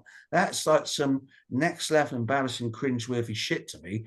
And there's so many people in the community that are like that and can live like that. That's the embarrassing thing. I don't give a fuck. I'm not like pissed off about it. I'm more like majorly impacting vertebrae through cringing for these cunts, you know? yeah. Well, it's like straight whack, you know. And imagine being that. No, and the thing is, when there's obviously more people that are coming out that like are admitting like they've grown your stuff and it's good. There's more of those people than there are haters, from what I can tell. I mean, you know, and besides, you know, you've made it when you have haters anyway. That's kind of just how it goes in business, you know. And so yeah, you know, we welcome all the haters. Well, they genuinely, for the most part, have only had a fucking positive effect for me. Yeah. Yep. So, fuck them. Yeah. Oh, yeah. Yeah. You know. So. Well, guys, I tell you, this has been a real good fucking podcast, a real good conversation. I'd definitely like to keep this group thing going in the future. You know, I think it's good having a few people on. Yeah, 100%. I've really enjoyed this. Yeah. Oh yeah. We'll get. Well, all you guys know the door's open anytime anyway. So we'll get you back on when you're growing some more stuff and you've got some things to show and all the rest of it. But always welcome on anytime, and we'll get some more group chats that you can be part of and come on again. Yep. Oh yeah. Good Yes, times. sir. I do appreciate you guys. Obviously, I appreciate Creed's craft, but like you two guys, long time, man. You've been supporting me, Leaf Hermit and Real Genetics, and been nothing but fucking cool, solid people from the get-go, man. So I appreciate you guys. Yeah, much appreciated. I tell you what, the world would be fucking better if all them 10,000 people that bought seeds were like you guys instead of 85% cunts. Well, imagine the phenotypes that they'd be telling us about. Wow, I know. We don't know which ones they found, but I know there's been other fire phenotypes found. 100%. When you think, like, I'd even just like to have all the people that's been growing the Turptown tickets and shown their stuff in the last 5 years. Be nice just to have all those in one group. But with like all these little hoes like Copycat and others snitching up my accounts, that's the only downside to it, right? Mostly when I lose accounts, it just propels me onto like a newer audience. But it does, unfortunately, you lose contact with some of the good people that have been on the other accounts, you know? Yep. So Yeah, there has been so many phenomenal things that have been shown over the years. But as you say, the things that haven't been shown are fucking, Right. for sure. It's like 85% of people literally have not shown their stuff on Instagram. That's been like a constant from 2020 till now. It can vary at any one time, usually, of people showing their stuff versus people that's got or bought seeds. 5 to 15% actually show their shit online that I've seen. Instagram does like don't show me a lot of tags, but I probably still do see the majority of people who are showing their stuff. But for sure, 85% of people, there's no way there's been probably in the last 5 years more than 1,500 people showing their stuff online. But I know for facts 10,000 fucking people have had stuff, 100%. Yeah. So even that, we've seen a good demonstrable fucking improvement, certainly on the direction of the gene pool, but it's probably had a much bigger impact than we know because of all them people that don't show their stuff, But even you guys that's grown my stuff, I know you're seeing my stuff in other people's stuff anyway. Do you know what I mean? Because you've got an idea of the aesthetic and the morphology that you can find in my packs, and you must be seeing it pop up elsewhere on Instagram feeds like I am, I'm Yep. seeing stuff I know for facts. It's fucking especially when they have to like try to explain the terp profile, and it's always a terp profile that never fucking existed prior to me putting my stuff out. Because it's not just the skunks that I've put that terp profile. There's loads of stuff. Don't people forget, and you guys remember, I'm sure, especially even Real Genetics, fucking 5 years ago, a good blueberry was about as fucking rare almost as a skunk, wasn't it? I mean, people were like, yeah, you could get DJs, but most people's experience of DJ was hit or miss, wasn't it? You get people saying, oh, Absolutely. it's Hims, it's a shit yielder, but occasionally you'll get one that is, with proper blueberry terps type thing, It wasn't all loads of people putting out loads of fucking blueberry like there is now, All these fucking new blueberries that are really fucking top quality blueberry terps, that's all come out of my packs as well, Absolutely. Not fucking stupid. I see my shit everywhere. And I've got a memory that functions beyond like the last fucking 3 weeks or something, I remember from, the 90s through to now very fucking well in regards herb and what was out there, and who has what and who didn't. Yes, sir. And at the end of the day, I don't fucking mind, and all I've ever asked for is just a little bit of fucking credit anyway. And if they can't do that, that's just a testament to their fucking bitch character, really, isn't it? That's right.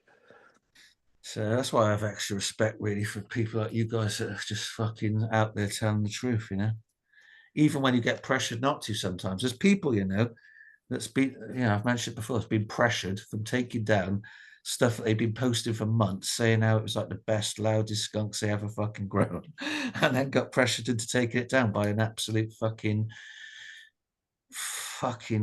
child molesting looking prick like fucking JJ, Well, now that you say that, I saw something about Crop Kings. That dude, that apparently he's a convicted something that had to do with like that. I think something assault on a child or something.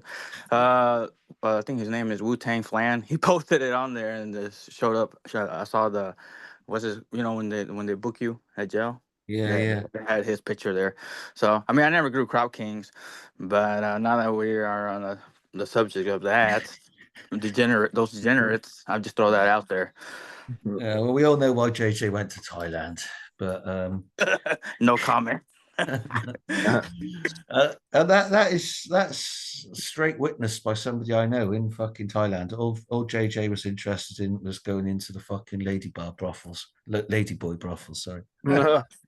Well, you can get a feel if you can just stand there and see the demographic or the people that are there. They're usually older single men, and they're usually seeking man on man for some reason. I don't know why, but that seems to be very popular for that over Listen, I don't know if this is common amongst some of the older breeders, but I know for fact some fuckers were calling JJ uncle. Can you believe that shit? there. Yeah, I don't know. Uncle JJ. Yeah, they I probably bet got he's blessed. grooming heavy. That's why he's. I bet that's what it is. You know, that's why he's able to convince people to. He's getting into people's DMs. That's how I started with him. He's getting into people's DMs and convincing them to take down posts that they've been posting for fucking weeks and months, saying how great the skunk was, how loud it was the best thing, blah blah blah. And then he's got them to take it down. You know, I mean, that is weak behavior, isn't it? Being in somebody's DMs who you don't know for fucking 4 hours in the afternoon, start bullying them into taking down pictures of someone else's skunk because you don't want people to know he's got skunk. And that's what goes on. Yep. And there's more than one person doing that. There's a lot of seed makers that are that, and they have their goons out there too, you know. Oh yeah, 100%. Their loyal fan base or whatever you want to call them. Weirdos, aren't they, really? Yeah, well, I guess they think that those people, those legacy breeders, they think that they the sunshine shines out the ass or something. Who are these legacy breeders anyway? There aren't any fucking. Who is there? Tom Hill, I suppose. He's known for his haze and deep chunk. You know, Casey Brains is at Old School. Who's really been? Who's around since then? That's actually making seeds. There's people's names. You know, like fucking Rosenthal and fucking what's that other one? Mel Frank. But they ain't really doing much. They're just fucking. You know what I mean? Gatekeepers again in the community.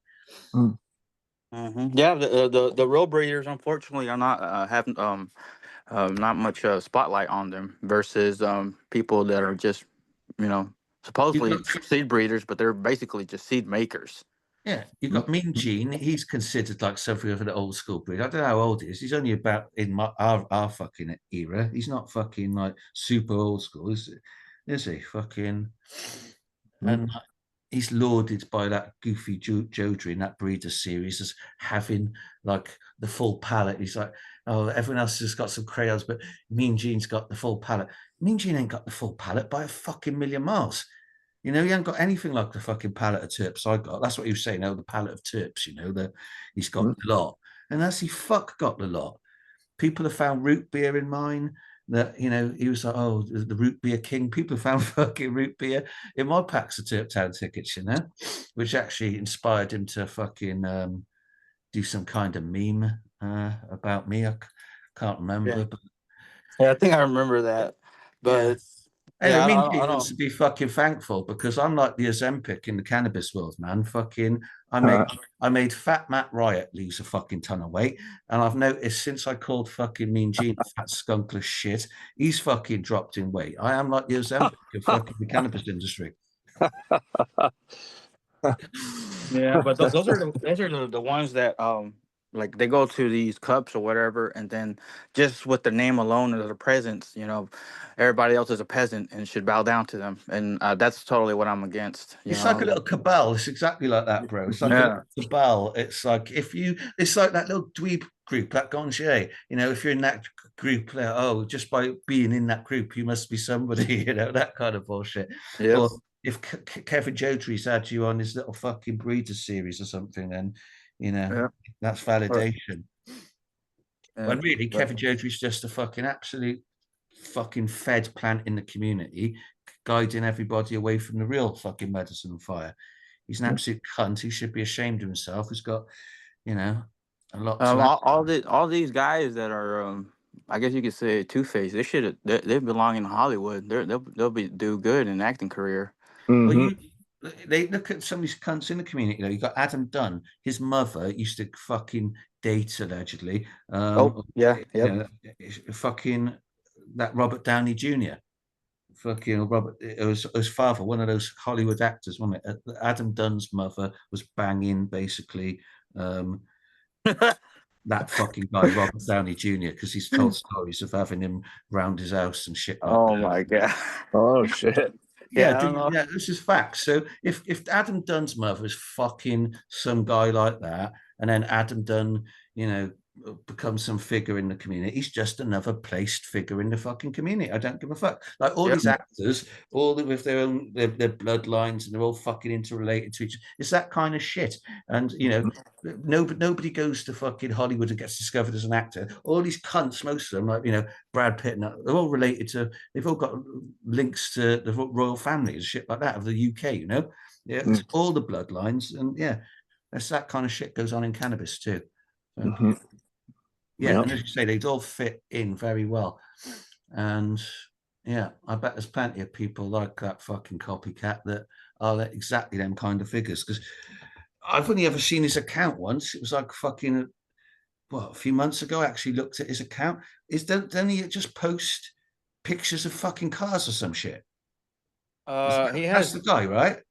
yeah, but that I don't know. I mean, I don't keep up or whatever, but I swear, I looked at Copycat Genetics main page, and he just posts pictures of fucking cars that I don't know if he's bought them or if that's what he spends his money on, or if he just goes to car show. I honestly didn't look at it enough. It just seemed like every post was fucking cars. Like, what the fuck? yeah, I think he has numerous pages, and I mean, I'm not trying to, give him more spotlight or whatever, because there's already an interview Listen, if you want on YouTube and cancer, stuff. grow fucking. If you want cancer and you want to die of cancer, fucking grow Copycat Genetics CRISPR fucking strains, because every mammal that consumes genetically modified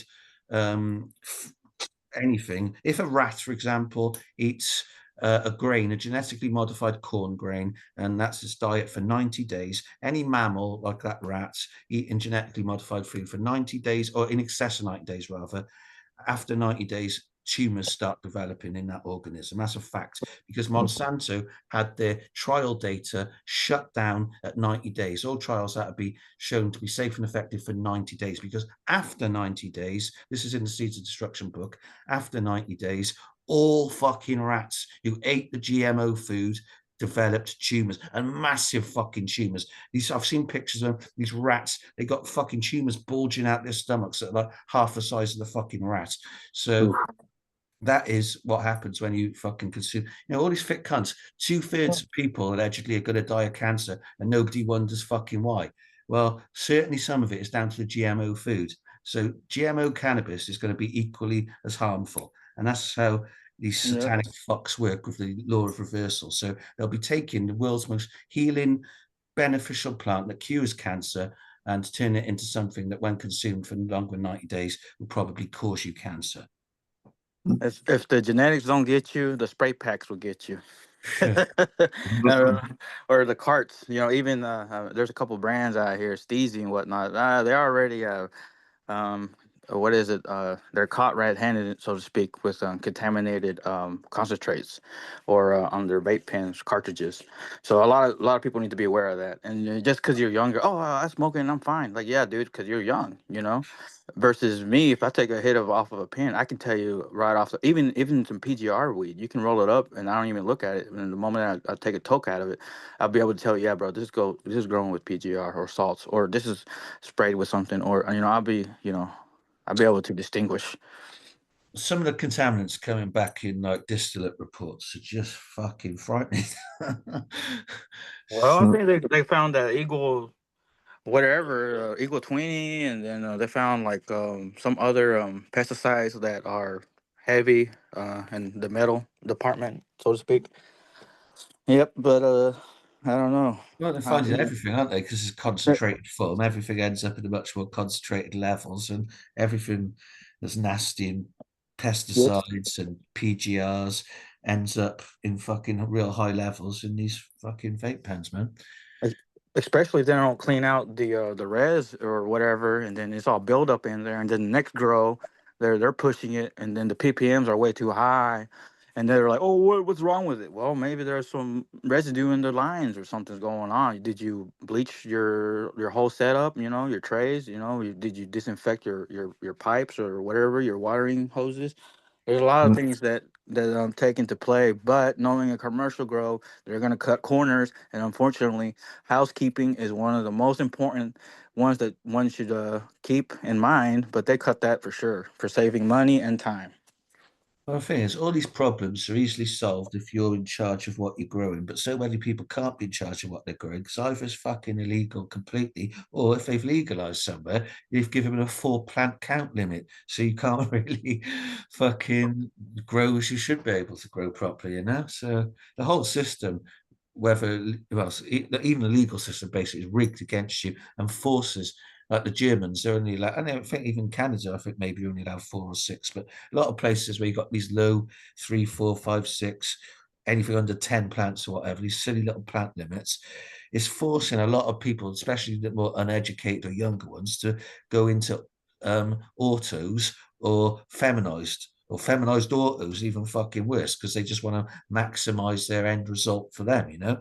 But by doing so, instead of taking the time to grow some regulars, get rid of the males if they're not breeding, select the best female, mother it up, take cuttings, but then always have a fucking constant source of amazing females, most people are just too lazy or uneducated to do those steps, you know, so they're just going to keep on growing fucking, you know, auto whatever, you know what I mean? It's just depressing.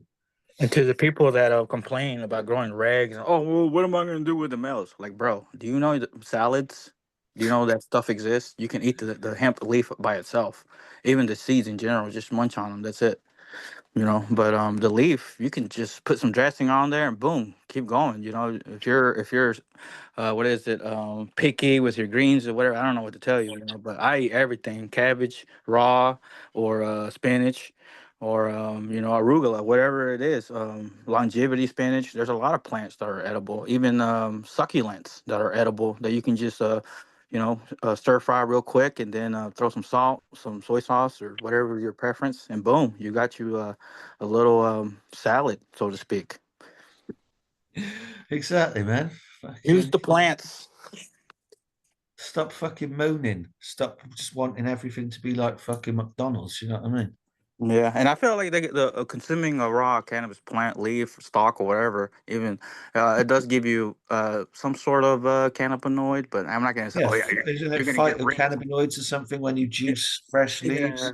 I mean, you're not gonna Fucking, get ripped or baked, I guess, but I mean, if you no, but it's ingest very it, good for you. It's like it's oh supposed to yeah. be very, very good for you to juice fresh leaves. Like I saw some guy who was like growing plants like every 30 days. He was turning over his crop purely for juicing, you know, just starting seeds every 30 days. So you have continuous stuff to juice, and it's supposed to be very, very good for you.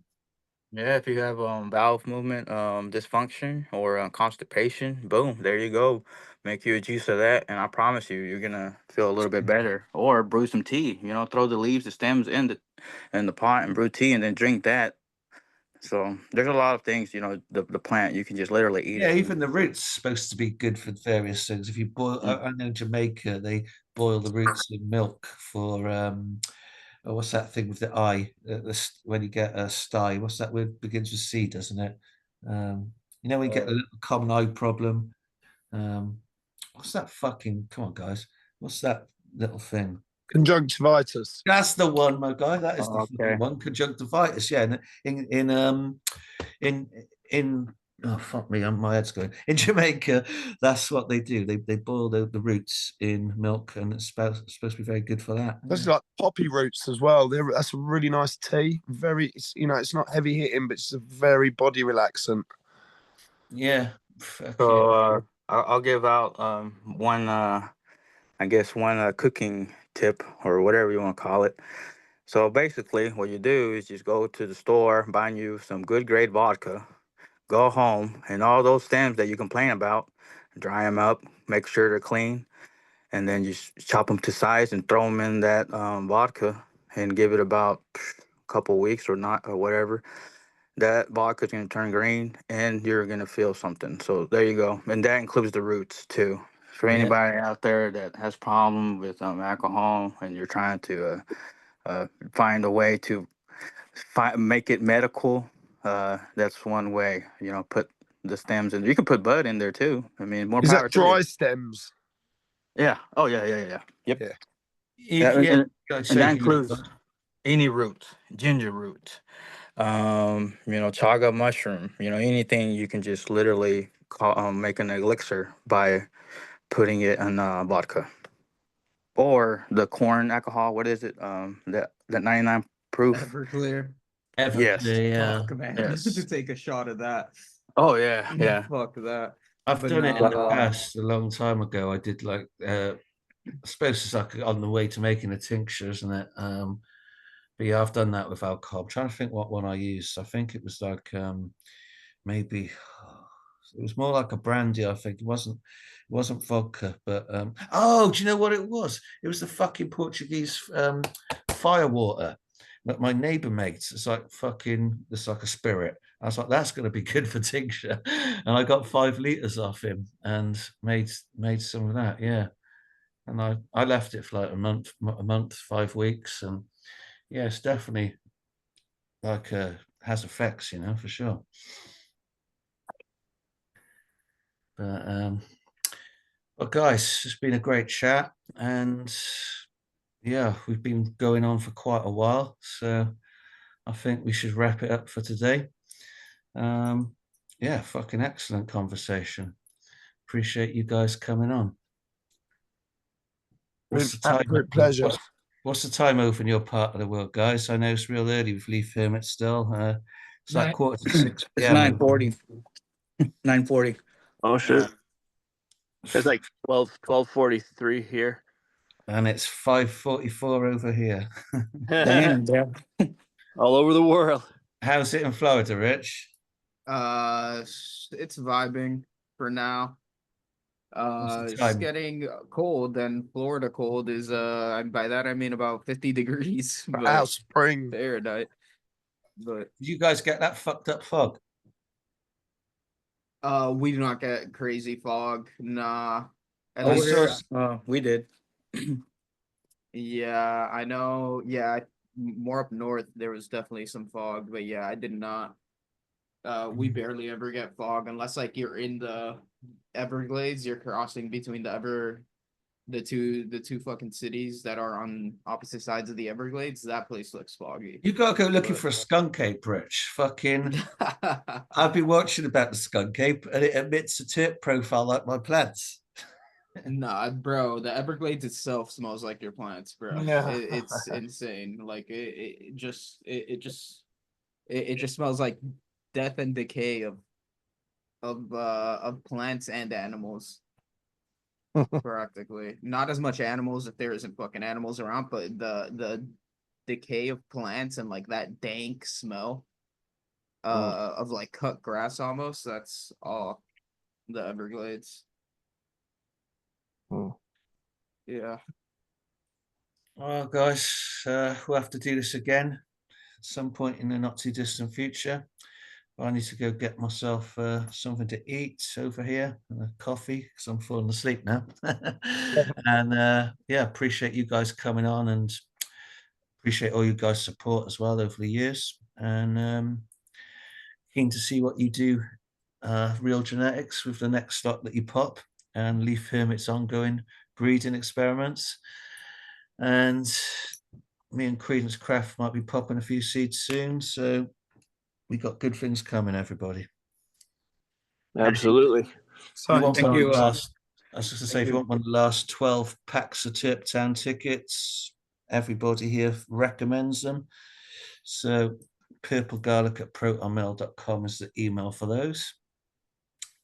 And what were you saying before I interrupted, bro? No, I was saying thank you once again for having me on, and just it's good to have this information available for anybody that's willing to listen to it. Well, yeah, I guess if more people fucking shared or posted on their page as well, the show, it might get a bit more viewership, but we can only do what we can do. So we'll catch you on the next episode. Appreciate everyone listening. Make sure to subscribe and like. And if you want some proper genetics, you can even hit. Do you guys ever sell seeds?